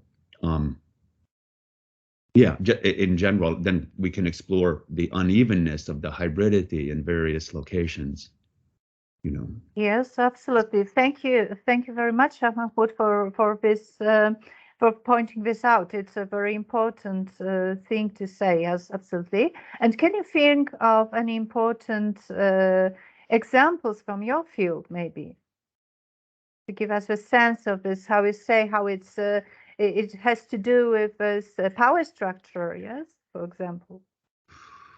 Well, one other way of saying, what would I say, kind of exploring the unevenness of hybridity is, I think, of bilingualism, or, two national languages. So Afghanistan's supposed to have two national languages, Persian and Pashto. And of course, that's very contentious, and that's all quite a subject of its own, really. But if we just accept the fact that there's two national languages for the moment, they're certainly not equally interactive, right? If you look at the kind of print history of the Afghan state, it's 99% Persian until kind of recently, where there's a surge in Pashto with the, PDPA, and then of course the American attempt to kind of even things out with these, dual translations in Persian and Pashto as much as possible. And now, the point, though, is that in the print history of the Afghan state, looking for Pashto is like finding a needle in a haystack. And it's just not present. And when it's there, you can see it so kind of crudely inserted in, for example, the printing history of the Salnamas, which are a major source of information. It's the annual publication of the Kabul magazine that's online and a really incredibly valuable source of information. Like Siraj Tawarikh, the official history, the Salnamas are kind of a state's marketing of itself. And in those publications, the first time you find Pashto, you see kind of mechanical Persian printing and technologies that can incorporate kind of images and even photographs in sort of one way. And you can sort of see the technology, how it captures both print and image. And then when you see I think it's about a 500-page first edition. I think it's 1935. And then sort of at the end, you see this very differently printed and looking Pashto insertion that looks sort of grafted and haphazard and clearly not a part of the original package. That would be one sort of tangible publishing example of the unevenness of the so-called dual languages in Afghanistan. Yeah, very interesting. Thank you. Yes, and it comes to my mind. Yes, Leticia, you have some. Just to follow up on this question of hybridity, thinking about the text by writers from the Iranian diaspora, like published recently in the past 40 years, either in European languages like English, French, German, or in Persian. The question of hybridity is, of course, very important, and the question of power structures, because we're dealing with, either institutions in the host countries that want to promote certain messages about Iran. There's a question of readership as well. Who's going to read this text? Is it addressed to the readership within Iran, or is it for the first generation or second generation, or for the readers who don't know anything about Iran?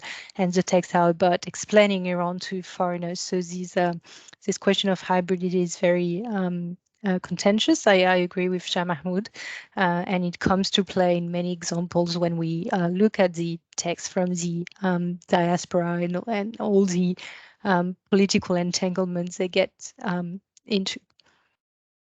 And I've got thousands of examples, but yeah. Yes, absolutely. Thank you. Thank you for that. Yes, and I think Max wanted to comment on that, right? We can't hear. Yeah, Oh, no. okay. Yes, I was muted before. No, I just really wanted to echo Shah Mahmoud's point as well. And I think with Letitia's point about diasporic writers, that's something that we see in cinema also. And so, I mean, just to take Pig as an example, Pig is a film that had some international success.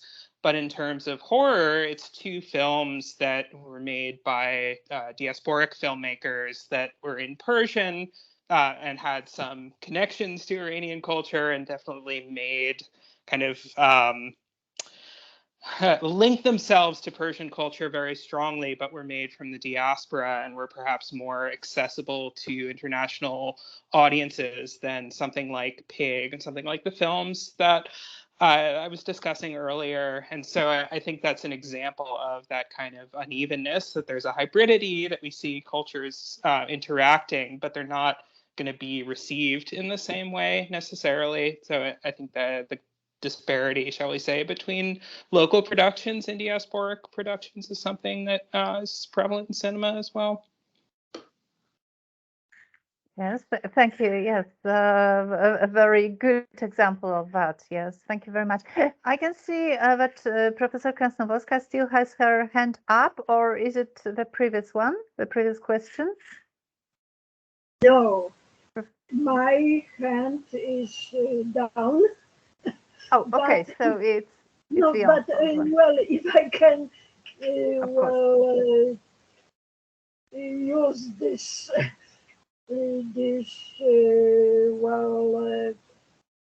occasion, I would like to ask Dr. Hanifi about the role of the intellectuals and writers, Afghan writers and intellectuals outside Afghanistan, and their influence on the reading public inside the country. I think your microphone is off. Excuse me. No, it's working. Yes, I was talking about Shah Mahmoud. It's okay now. Okay. Mm-hmm. Excuse me, and thank you again for such an important question that ties back to the important issue of the diaspora as a kind of intermediary between things we're calling global and things we're calling local. And, you know, it's important to position that diaspora group as a fluid one that's, again, not moving evenly between homeland and host country. There's kind of an unevenness there.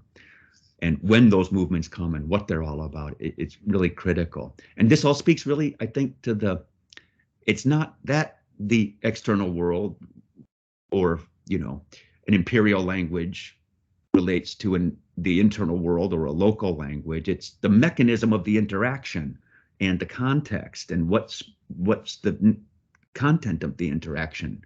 And so with reference to the diaspora, publishing influence on the homeland, I think first of all, much of the diasporic publication comes from the older generation who are writing kind of memoirs. So we have things like Memories of Old Kabul and a lot of older generation. And remember, Afghanistan of my father's generation is it's unrecognizable to my children's generation. It's just been completely, there's a great cultural distance between the living older generation and the younger, newer generation. And so the older generation seems to be publishing, and Germany and Washington, D.C.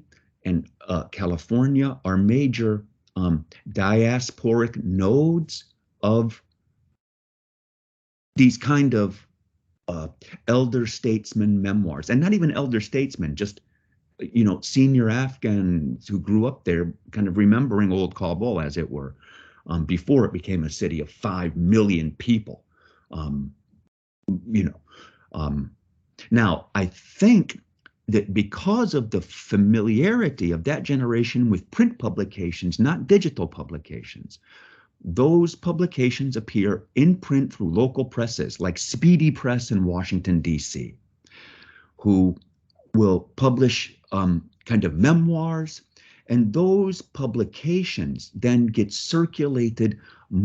The answer to the question is more locally within the diaspora, that is within Washington, D.C., and the kind of cultural capital that that publication carries for that person in context in D.C., Washington, D.C., than circulating back to Afghanistan.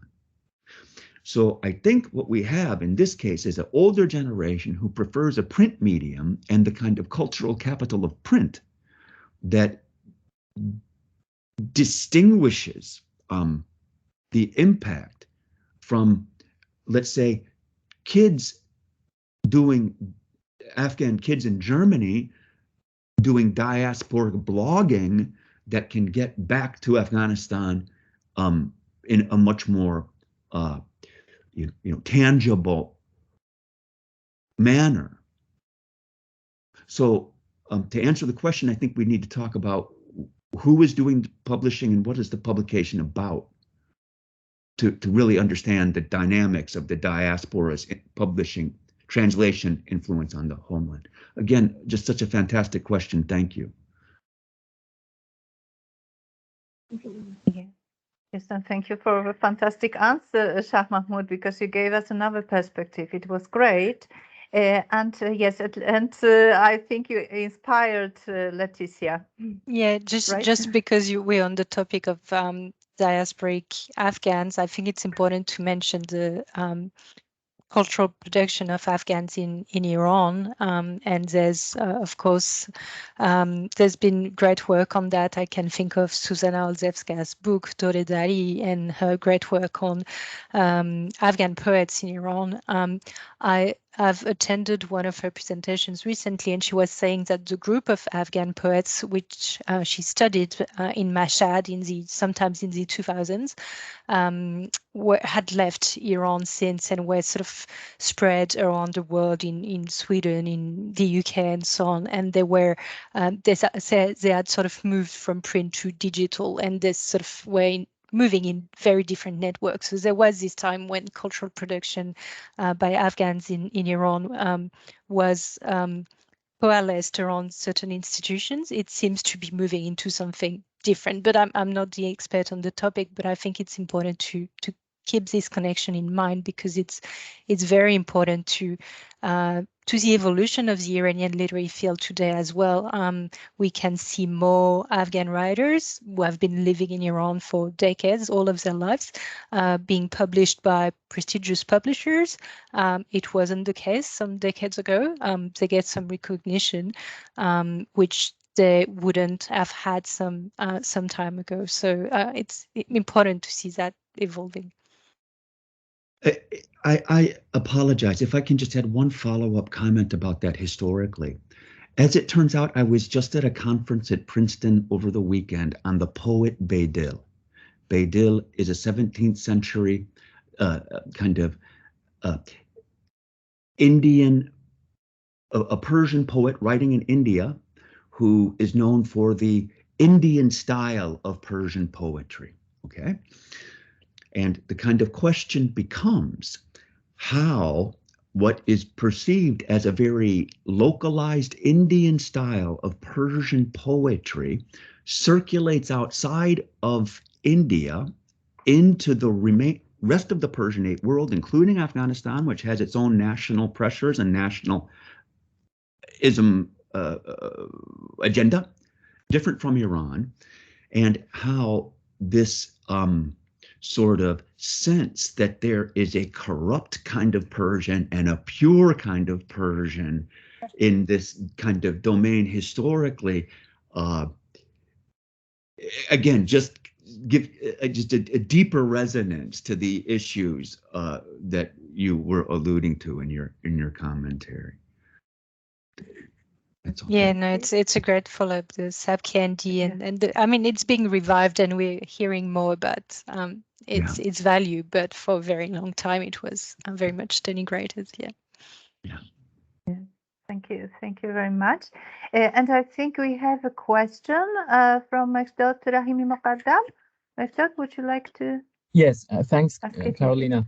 I had a question for Laetitia. Laetitia, since you mentioned this difference between Iran and France in the last part of your talk in terms of being writer-centered or publisher-centered, would you please give us like one or more two examples on the similarities or differences between Iran and France from the perspective of publishing field? Especially, I'm curious to know about this so-called translators' visibility or invisibility in France. Like, compared to Iran, how would you define the status of translators in France?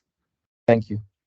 Yeah, that's an interesting question, and I'm just sort of making the comparison because it's easier for me. Being of French background, I've got this sort of references to the publishing field, which I wouldn't have to another country. But I also think that Iran and France are sort of have some similarities that don't exist in other places. I can think, for example, of the role of the state in the role that the French state plays in cultural institutions, including in the publishing field, is very, very important. And it has some similarities with Iran. For example, books have a certain price in France. You cannot be Amazon and say that a book is going to cost less than the price that the French government sets.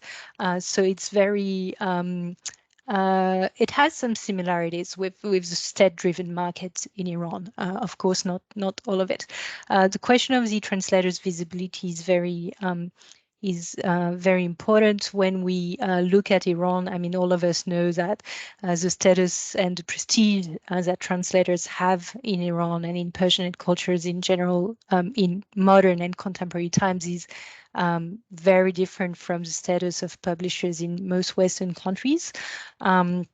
They're very often intellectuals and writers are also translators. There's a whole, interconnection between the two fields, and just a lot more prestige being given to that profession, which you don't see in other places. But again, Europe is very different from the US in that, I think. There's a lot more translations being published in Germany, France. I think it's about 20% of literature being translated in those European markets is translated, whereas in the US it's about 3% of literature being from translated text. So there's a very big discrepancy. But yeah, it's a great question. There's been some really good work on the question of the translator. There's some sociological studies on translators by Esmaila Dadjan Moradam. Really interesting look into the role of translators and how they work within the publishing system and the cultural system in Iran. So it's really interesting. Thanks, Amanda.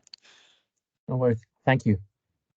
It's really a fascinating work that you are doing now. And do you know how, because you said it's about 20% of literature that is published are translations in Germany and in much less in the States. How much is it in Iran? Do you know more or less? Yeah, it's close to 30%, so it's not very different from. I think in France it's 25%. Germany is closest to 20%, and Iran is closer to 30%. Yes, and yes, when you were presenting your paper, I was thinking how really important it is, and how sometimes underestimated.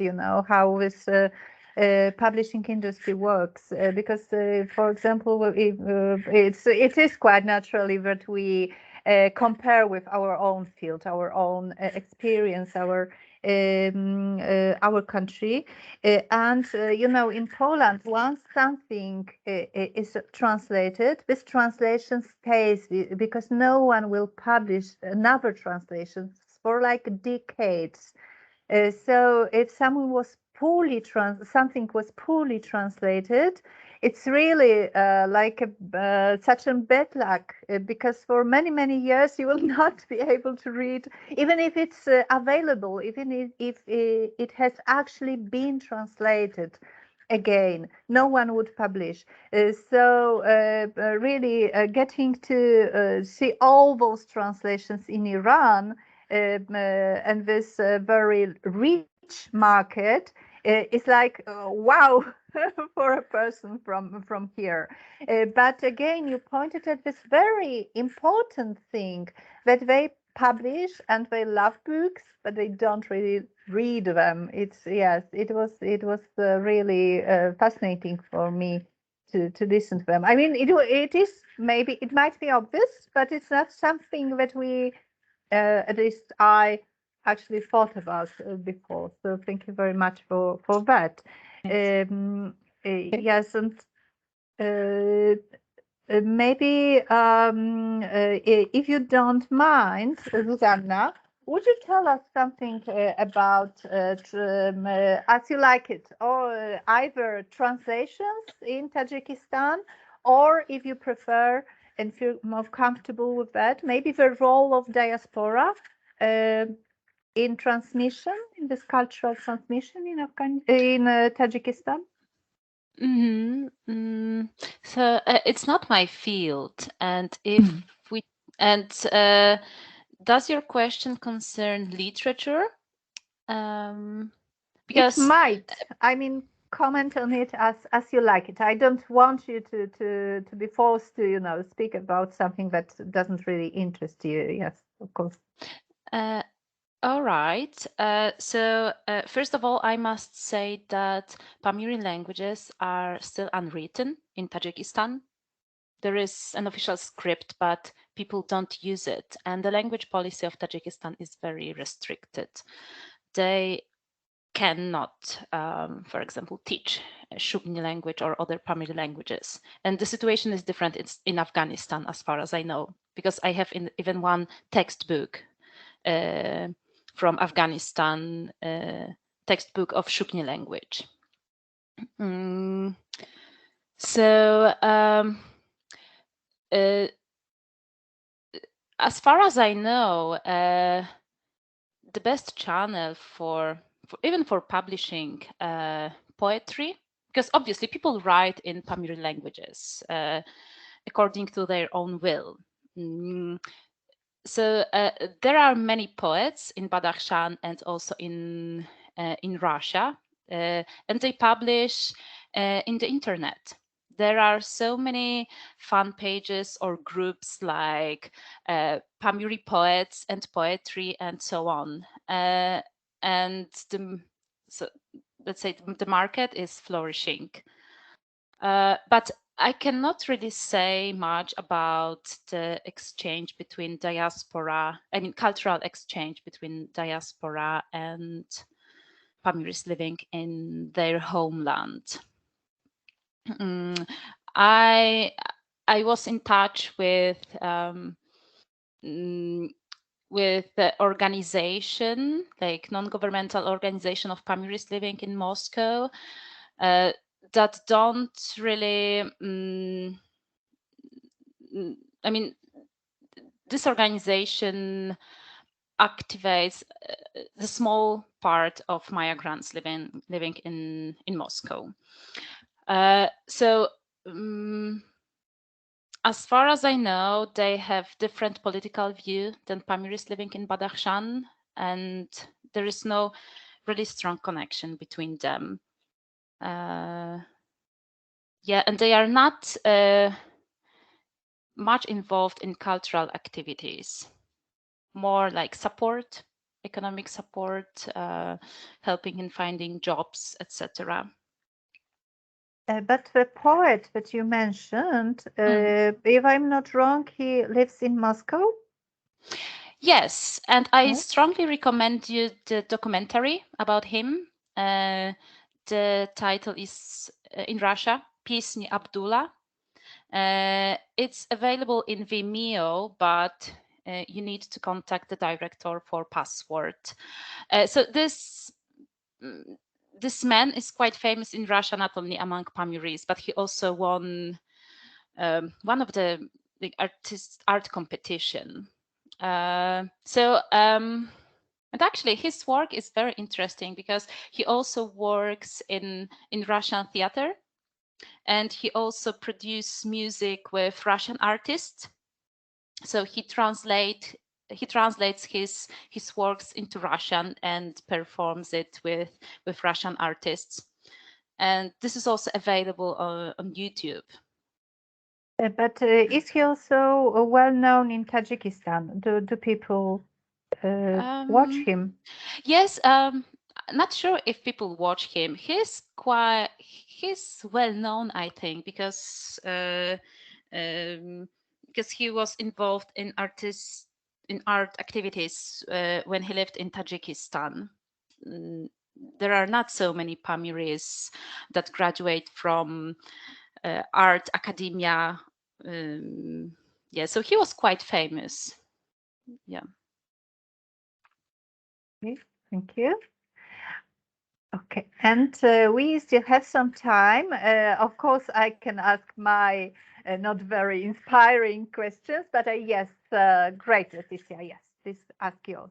Sorry, it's a bit of a tangential question, but because we were on the topic of translation, I'm really interested in knowing a bit about what's been translated from Persian into Polish, because I mean, there's a very big Iranian studies community in Poland. I remember when I went to language classes in Iran, a lot of the European students were from Poland, so I expect there would be a big movement of translation. Is it the case?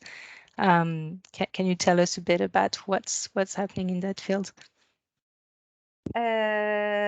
Well, unfortunately, it's not such a big market as we would like to. We have a large problem with publishers in Poland, and they're really afraid to publish Persian texts, translations from Persian, and they prefer, if they decide to, they prefer to start with those that have already succeeded in the West.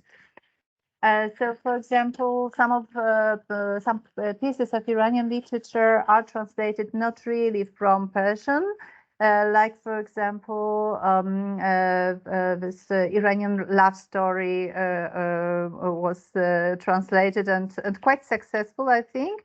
But unfortunately, yes, not as a piece of as an example of Persian language.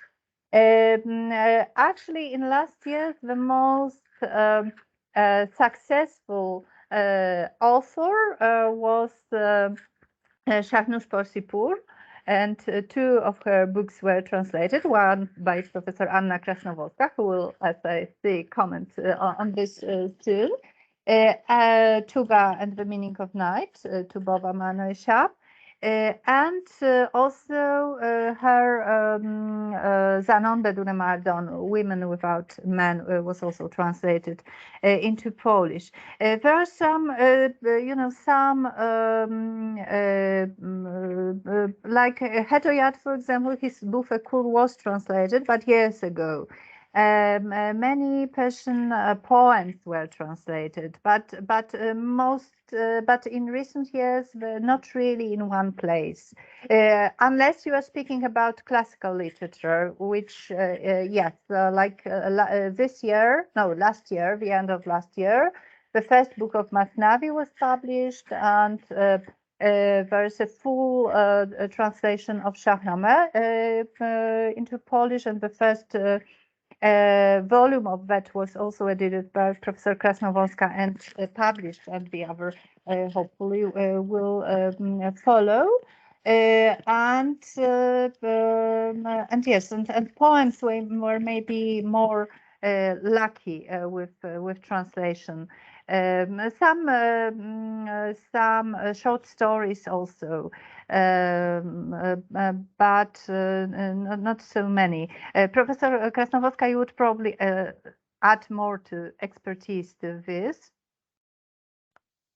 Yes, yes, maybe I want to commend Tuba, although I have to admit that it passed without any comments. I think it was not well. It was published, but not really popular in Poland. And now I'm struggling for the publishing of a really short book, which is Yeru's Munde de Park, a book by Zoya Pirzad, which I'm trying. Well, I have well, a publisher, but extremely inefficient, so to say. They have well, problems with copyright because this book, the writer has an agent in Paris, and they have, I don't know, they have no money for this, or I don't know what, but it's going very slowly, and in spite of the book having been translated into many languages, they are not convinced about its quality, so to say. It's strange, and it is a general attitude of Polish publishers. I think they prefer the books which have been written by the Iranians in foreign languages abroad for foreign public. Then the books written for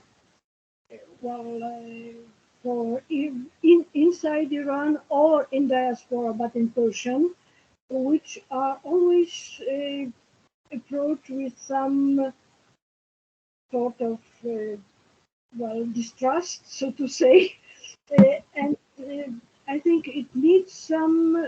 Well, there is some barrier because this is sometimes an extremely interesting literature, extremely, well, so to say, exotic. I mean, it would have a similar impact as Latin American literature, which once was very popular in Poland, and but it needs to pass some barriers, some borders, which I don't know how to break them.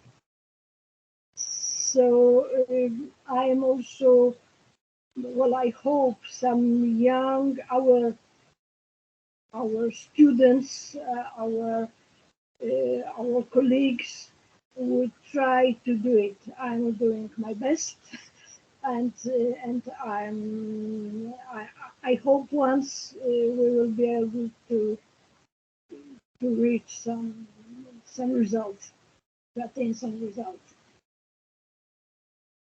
Right, thanks. It's really interesting. It seems to be more a question of publishers than of translators, because I would think in France it's sort of the contrary. We lack translators. Publishers are sort of interested, but translators are lacking. So, but it's a the question other way around. Yeah. of the presence, massive presence of Iranians in France, and of well, these are also Iranian intellectuals, Iranian publishing houses, academics, and so on. And we haven't got such a media in Poland. Yeah. Yeah, definitely. It's very important. Yes, Turkish literature has become increasingly, translated into Polish, and it's got its own readers. But those writers who are translated, they actually write, it's a kind of folklore. Modern folklore. So they actually write to focus foreigners, to attract foreigners.